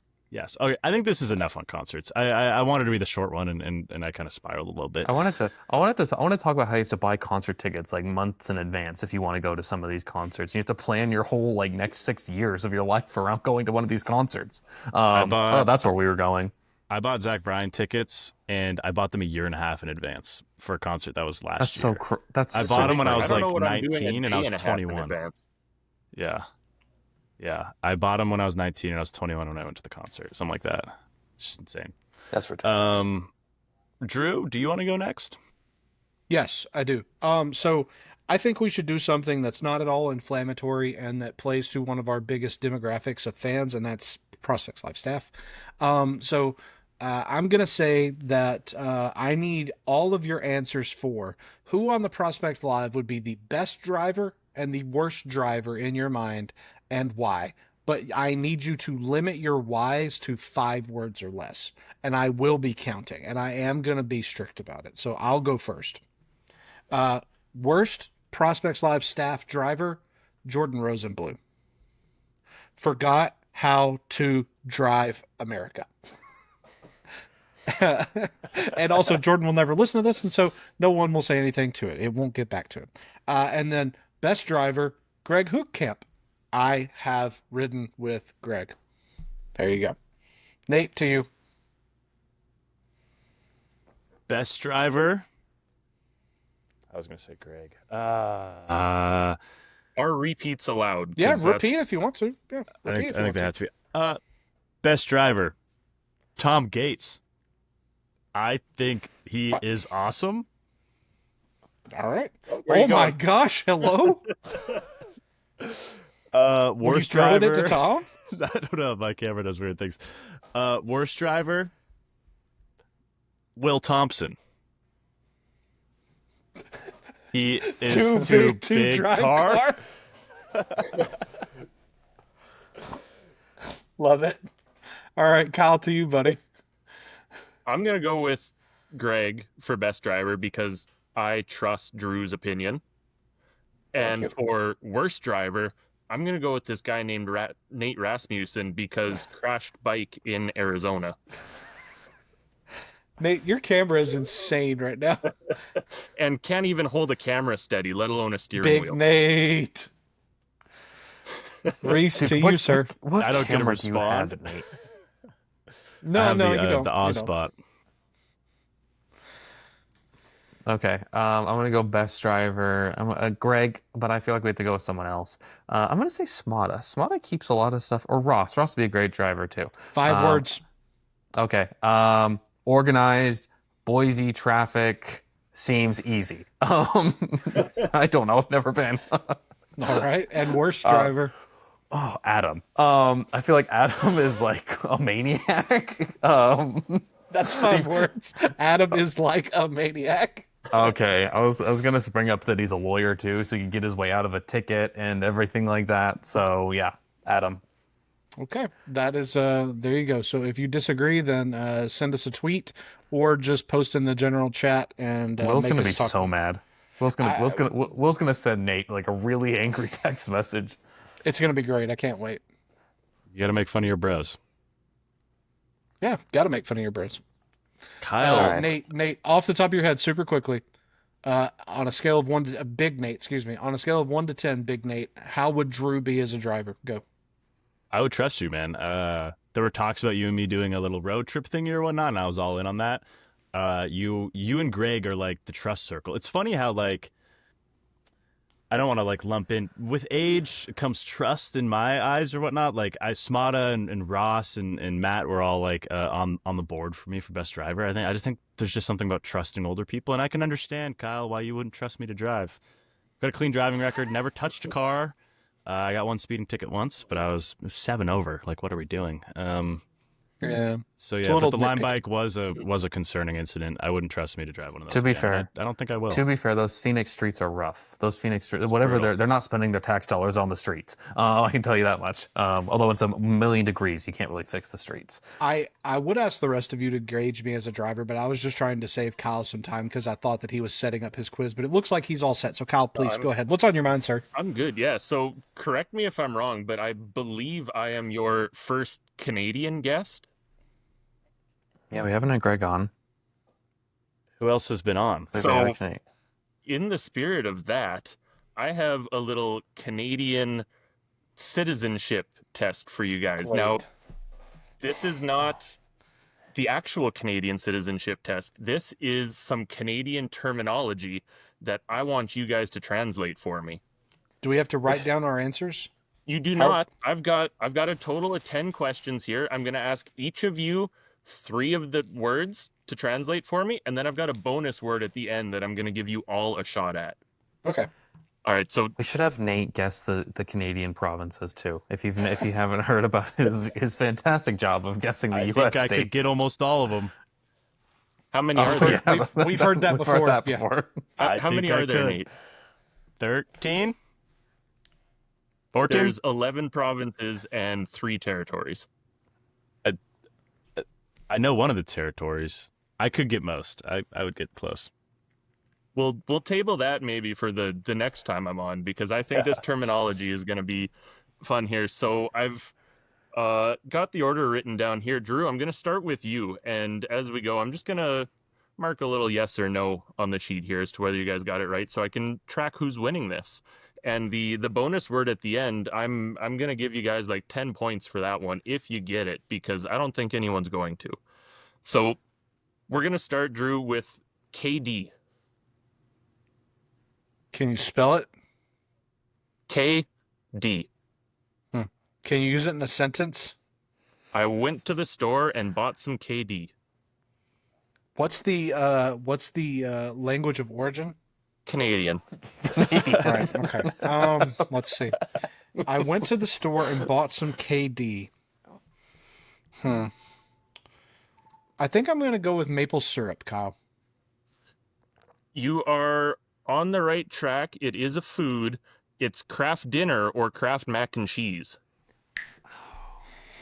What? Okay, I'll humbly accept that. That is as for one for Drew here, and I will note as we get deeper into these questions, they are going to get harder. Oh, great! Oh, okay. That was the easy one. So Drew Good to know. Good to know. Well, the first 3 I think are relatively easy. The last 3 are the toughest ones, and then the bonus question, I'll be shocked if anybody gets it. What part of Canada are you in, Kyle? We should ask this too. Take a guess. I'm gonna guess you seem like a very rugged guy. I'm gonna say like Alberta. The Northern Territories. Anybody else got a guess? I think you're in the States now, Kyle. You've told me this previously. I think you're in Minnesota, if I'm not mistaken. Okay, whatever. Nope. I played in South Dakota. We were just talking about that before I hopped on. At Northern State. Yeah, by at the Northern way. State. Northern State in South Northern Dakota. State in South Dakota, to the point that I forgot which state I was in sometimes because I went to Northern State. I am in Saskatchewan. Saskatchewan. I looked at we his go, Nate. baseball Good roster. job. Good There you work, go. Nate. Good I work. looked at his roster. I cheated. I looked online. Well, then you get negative points for the quiz here. No, I'm joking. Rhys, Deception over to is you. not Canadian. Rhys, what is a toque? Oh, a toque's a hat. Oh no, it's like a. No, a toque is the beanie with the palm, right? I'll give it to you. It's just a beanie in general, like a winter Okay. hat. Okay. All right. I've been So to Nate- Canada before. I knew that Nate- one. I knew that. I figured you would know that one. I didn't want to give you that one. I will give you, though, parkade. A what now? Parkade. Can you use it as a sentence? Is that allowed? Sure did. Yeah, Drew did. We had to stop by the parkade to get my vehicle. Oh, I know this one. Arcade. It's like a parking garage? I don't know. Parking lot? You're on your way. I don't know it. I don't know it. Yeah, I don't know. Yeah, I don't I'll give you half a point for that. It is a multi-level parking garage. Okay. The sentence gave it away. I feel like I cheated. That was a tough one to use in a sentence. Some of these sentences are going to give it away. Drew, I've got a 2-for-1 for you here, but if you get one of them, you'll know them both. Looney and Toonie. Got it. That's Okay. so easy. Okay, this is currency, Kyle. The toonie is the funny colored money, as on How I Met Your Mother. Barney insults Robin and all Canadians in a Tim Horton by asking for a toonie. So, Drew, I can only give you half a point for that. Because it is not the funny colored money specifically. Is it a coin? The looney is our $1 coin. Okay, And the toonie is the $2 coin. I'll take my half point then. You were correct. It was currency, though. Begrudgingly, I will take my half point because I know that Rhys got a full point for saying hat with palm, but yet I can't get points for macaroni and cheese being the same as syrup. But I will humbly and respectfully respect the rules of the game and say thank you, Kyle. I appreciate it. Go I ahead. like the way Kyle grades, by the way. I'm just gonna kiss ass right now. We'll see what you think as we get through the rest of these. Rhys, your next word is beaver tail. Is it like sexual? Check out the beaver tail on that Depends what you're hoser. into. No. A beaver tail is probably like some form of candy, right? Like we have cow tails in the United States, and they're disgusting. They look good, they never are. I'm gonna go with candy is my guess. It's not candy. It is food. It's like a fried dough sort of a dessert. Oh, okay. So you were kind of on the right track. You had the right idea in mind. That's Nate, okay. I'm leading the pack. I'm not gonna fight on this one. Nate, your next word is serviette. Oh, I know that one. That one's used by all the Commonwealth countries. I don't know what anyone just said. A serviette is like a valet. No, It's a napkin. it's a paper napkin. Yeah, Yep. Yeah. I wasn't gonna get there. I Paper spent a lot of time napkin. in The Canada brand. too, by the way. I'm a Vancouver frequenter, but You got to I mean, start I learning play some with- of these phrases then. I play with a bunch of guys who are from Canada too, but we don't really. I would talk about imagine there's Canadian lots out there. phrases. Yeah. Yeah. I don't think All a lot right, of so- Canadian college guys are having serviettes with them, though. Let's be real. I No. spent half a summer in Canada playing baseball. I should know some of these. Where'd you play in Canada? I played in the West Coast League, but the team that I played for was on the border, and all the teams in our conference were in Canada. Nice, awesome. Well, moving on, Drew. We are into the hard questions now. What is a duotang? Can you spell it? DUOTANG.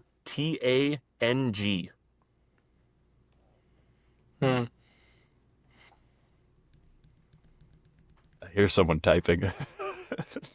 I'm typing because it's not my question. Figure out.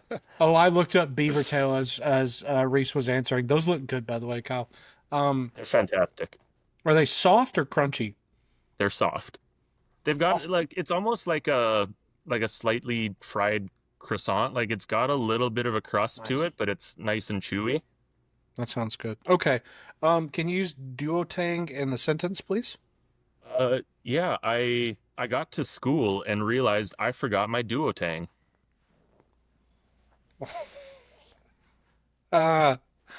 Is it like a Okay. A duotang, excuse me. I don't mean to butcher your beautiful language. A duotang is thank you, Rhys. A duotang is what I would call a binder, but some may call a trapper keeper. Well, I'll be darned, Drew. Oh, That's Drew a looked hit. it up. Drew, No, that's I swear I did. I swear I didn't. I saw Oh. his hands. That's a hit. You've got that. It's a notebook or a binder with metal rings to hold your papers. I don't know what, dude. Okay, so duotang sounds kind of like if you said it really quickly, the noise that it makes when you kind of clasp the thing shut. Duotang. I love how Rhys's I'm instinct loving the was to sound claim effects here. cheating. We might need some sound effects for some more of these. Reese can't ever just be happy for his friend that supports him in everything he does. Can't just be like, wow, Drew, incredible instincts. Cheater, he says. I hate to lose. I really This guy do. wins Like, too that's much. why Regardless of what the score is at the end of this, you all have a shot with the bonus question. So, Or 10 Rhys, points, we were told. Rhys, your next question here, what is an eaves trough? What? Okay, can you use it in a sentence? Yeah, we had to get the eaves trough cleaned out after the storm.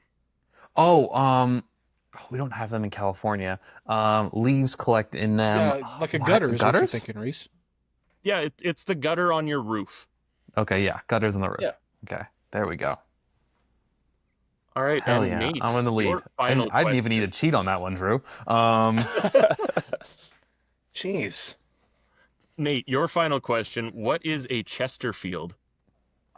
I know this one. This one's so good. I wish I got this one. Nate gets all the easy ones. All right, guy. Could you use it in a sentence? I could use a win here. Can I look up the quote that it's used from in Family Guy, Kyle? Yeah, go right ahead. I'll let Drew take over for the sentence here. A woman is speaking to Brian and says, "You can leave my apartment key on the Davenport." And Brian sits it in her home, and he goes, "Here?" She says, "No, not the Davenport, the Chesterfield." What? I feel like that did not help him at all. Is it a shelf? No, That's my guess. Is it a is shelf. a I don't. couch. Okay. Yeah, I wasn't getting there. This has been I fun. feel like Canadians have a lot of time on their hands, so they make words longer. A binder to a duotang. A lot of these are multiple syllables longer than the original or the translated word. You might like be onto KD, something. KD made sense. I was like, okay, craft dinner. Craft KD. dinner, yeah. Yeah, it makes a lot of sense. So, bonus question now here. Rhys, you are currently winning with 2 correct answers, but if anybody gets this one, I have to give it to them because this is a Saskatchewan special right here. What is a bunny hug? Oh, that definitely sounds sexual. I'll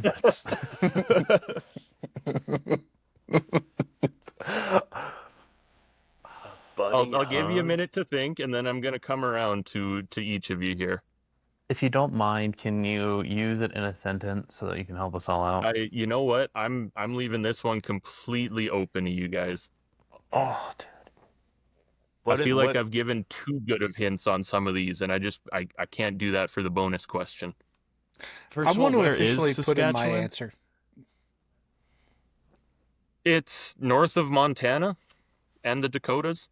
Oh, so you're kind of in the middle of nowhere? Is that a fair assessment? Oh yeah, very much in the middle of nowhere. Okay, The joke so this out is- here is that like if your dog runs away, you can watch it for days. That's so good. Oh boy, that's a great joke. Bunny. Okay, I have my official answer that I want to turn in. Then I'm keeping my hands up. Rhys hasn't been watching, but it's not like it matters. Yeah. Yeah, I got mine up. Thanks. Nate, don't put yours up. You're going to turn on your camera. Okay, here's my answer, Kyle. All right. There Nate's camera goes. I don't know what it's called here. I think it might be, I feel like this is a slur. Eskimo kisses, but like it's where you like nuzzle your nose against another person's nose as like a sign of affection. I think that a Canadian would not call that Eskimo kisses because it might be a slur. I think it's technically Inuit, so Inuit kisses. But I'm going to say that is a bunny hug, is when you nuzzle noses like a bunny would with one of its loved ones. You know, that is actually a really good guess, but that is incorrect. Let's throw it over. Do Nate, Rhys, do either one of you have something in mind here? I was gonna say when the snow is so deep that you like step in it and you like go all the way down to like your neck. It's like you're getting a hug from the snow. I don't know what's in Saskatchewan. I have no idea. You've absolutely befuddled me on all of these. We have nothing but snow for about 8 months of the year, so that's I'm gonna say not something a terrible with guess. snow. Not correct, Something, but yeah. Oh, I got an idea. Okay, when you're really cold, and like when you're like standing there and you're shivering, you hold your arms together and close to your body to keep your body heat. That thing? Okay. Yeah, like this. I feel like it's wrong, but I'm going to go with it. It is wrong. You guys all had really good guesses, though, but a bunny hug is a hooded sweatshirt. No shot. It's just a hoodie. I told you, in Canada they have way too much time on their hands. They got really good. They got good health care, and they're like, we're just gonna make we're gonna make the language longer. So I gotta say, no one got the bonus question. Rhys, you won this round. I used to spend a lot of time in Michigan, which is like Diet Canada. So some of the words do leak over. Wow, that was awesome. You guys, great, are all Kyle. 1% more Canadian now. I did it for Greg. I did it for my buddy Greg. Greg was the one that gave me this idea. He sent me a post on Instagram a while back, and it was literally just this. They were interviewing. It was a Canadian that lives down in the States now, and asking if he still knows what all of these words mean. Did he do good? He did. He got all of them right. Hate that guy. No, I'm 50% Canadian if I'm going to take this for what it is. I'm a 50% Canadian citizen. Well, that's all that's on my mind. So I don't know if we have anything else left. Yes, we do. We have the main attraction today. The fast food. We are building our own perfect combo because there's nothing that plays well than food with our group. Now we need to come up with a draft order. And Kyle, you are our guest. So I'll let you pick. Do you want to go first or do you want to go fourth? Or do you want to pick in the middle? You can pick your slot and then I'll just assign. You know what? I think I'll go fourth here. I think the swing at the end of the draft here is a key spot to be. Okay. I have a question. Rhys, are there any restrictions here? Are we only allowed to take a restaurant once or anything like that?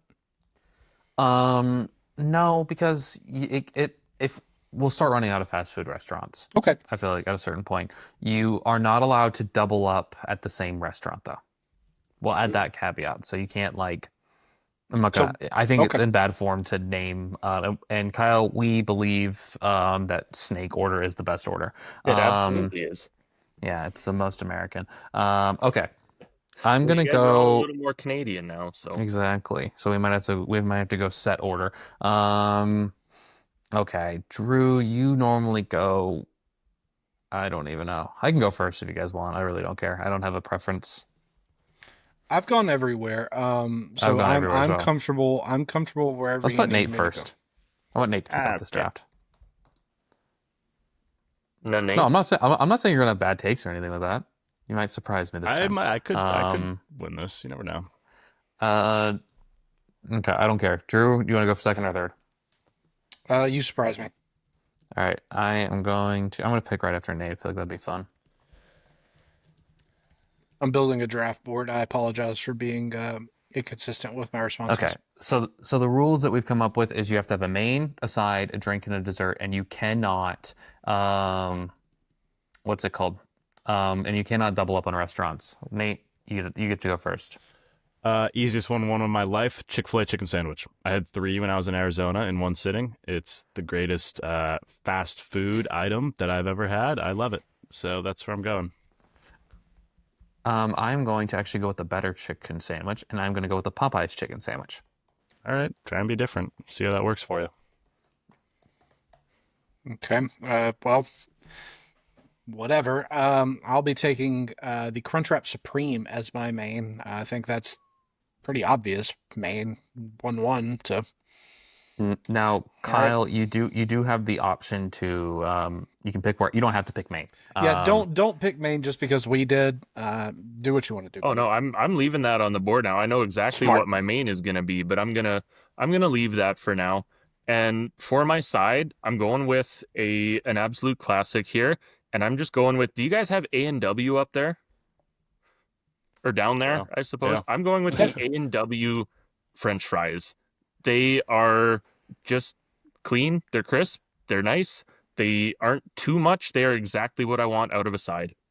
I think it's slightly different. I think it's a little bit higher end in Canada. Well, I'm going with the Canadian version then. Okay. Okay. And then what are you going with your second round pick? My second round pick, I feel like I got to keep asking these questions. I don't know what you have down there. Do you have Dairy Queen? Yeah. Yes. Yeah. Okay. Give me the Dairy Queen Blizzard for my dessert. That's such a good pick. Great pick. It's the only dessert on my board. I had to get that one here. Honestly, kind of negligent on our part to let it slip that far. Yeah, that was a good pick. I think that I'm kind of in a weird place here because I know I need to play defense. For the side, I'm gonna go. Oh, it's such a mercurial thing. I am gonna wait. I take it back. I'm gonna wait. I can't take that. So then let's for drink. Oh my gosh, this is so rough, guys. Okay, I'm gonna take for my dessert. I'm gonna take a pick for my heart. Give me the McDonald's strawberry pie. Better than the apple pie by every account. Truly an elite fast food dessert. One of my favorite all-time posts on Facebook and Instagram is with me drinking milk out of a wine goblet with a strawberry pie. And it's just, the caption was just fancy. So there you go. I'm going to go into dessert, and I'm also going to stay with McDonald's. The machine almost never is working, but I'm going with the McFlurry. Good pick. Solid pick. Man, okay. My drink, I'm going Baja Blast from Taco Bell. That was what I was torn on. That's such a good pick. That's one of my favorites. And then I'm going McDonald's fries. I think they're really good. And when I think of fast food, well, I can't name other picks. I'm not even going to say it. But when we talk about other things at the end, there's another fry that's really good in my opinion. But McDonald's fry, I got to win a draft at some point. I got to go classic. That is a good pick. Just you have an simple, exceptional draft going. I think we all do so far. I would definitely eat any of these. I don't know what Kyle's main is going to be, though. But that's going to be fun. It's going to be a really fun fourth round pick. I'm going to go with my side. I am going to go with a restaurant that gets a lot more hate than it should. I'm going to go with the Arby's curly fry. That's a sneaky good pick. Very good. It's a very good pick. On the board. Okay. I'm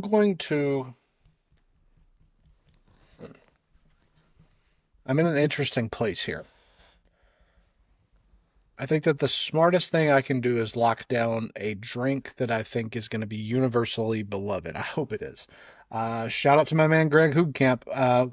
We once podcasted and I asked him, what's the one takeaway you have from spending time with me in person? He said, Drew, it's that you drink a whole lot of this beverage. Give me Chick-fil-A's lemonade, please. Very good. Thank you. Thank you. The regular or frozen? Regular. Both are good. Regular is the one I'm going with. That. All right, Kyle. You have your main and your drink. I'll go for my drink first here, and I'm just going to go with the classic. It's just a nice McDonald's Diet Coke straight from the fountain. Such a good pick. And for the main, I am going to go with the only burger in the draft, the Wendy's Baconator. That's such a good fabulous pick. Really good mains. It's burger, it's bacon, it's cheese, it's got everything I want. And it's got 2 of all of it. All right, Drew, how are you rounding out your draft? Painfully. I think I'm stuck between 2. And since none of you have a side left, I will tell you where I'm between. At this point, I think that I'm being outshone by several of you, and I think that I need to defend my draft crown with honor, so I need to make the best possible pick here. I'm stuck between Arby's crinkle cut fries, which I have long said are tremendous, just as good as the curly. And I think there's another option that is left field that could get a lot of cred. However, let me ask this question. Is this making a meal to go together, or is it just... Yes, you're sitting down. Ooh. We're all sitting down at them, and it has to... okay, it has to be cohesive. Yes, you are going to a fictional cafeteria, and you're able to get all these options. Okay. Then what I was going to say is KFC mashed potatoes. Because I thought that would be a really bold choice to get some cred really there. I'm struggling. The one non-French fry pick. You really zig where everyone else is zagging. Do it. All right. Can I have gravy? Yes, of course. I think they come together. It's like sauce. Thank you. I assume that we're not just having our fries without sauce. So I think that gravy's more than fine. Drink. This is where I kind of don't have any of the fantastic options out there. I boxed myself in with McDonald's. I'm going to go with Cane sweet tea. I think they do a really good job of keeping it sweet without making it too sweet. Strong choice. I had that. Actually, no. I'm going to go with In-N-Out pink lemonade. Okay. I thought, Rhys, that you may go with one of those fancy sodas from that place that you like, the soda dispensary. Swig? Oh, yeah, no. Swig? No, I'm keeping it pretty simple.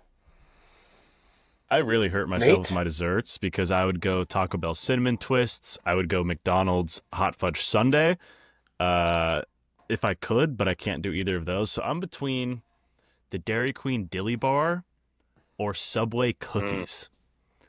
Subway cookies is so good. Are like the best cookie I've had. So many calories. Depends on which cookie. I have always liked the white chocolate macadamia nut raisin. And the chocolate chip. No. I think those are the two really good ones. Oh my gosh.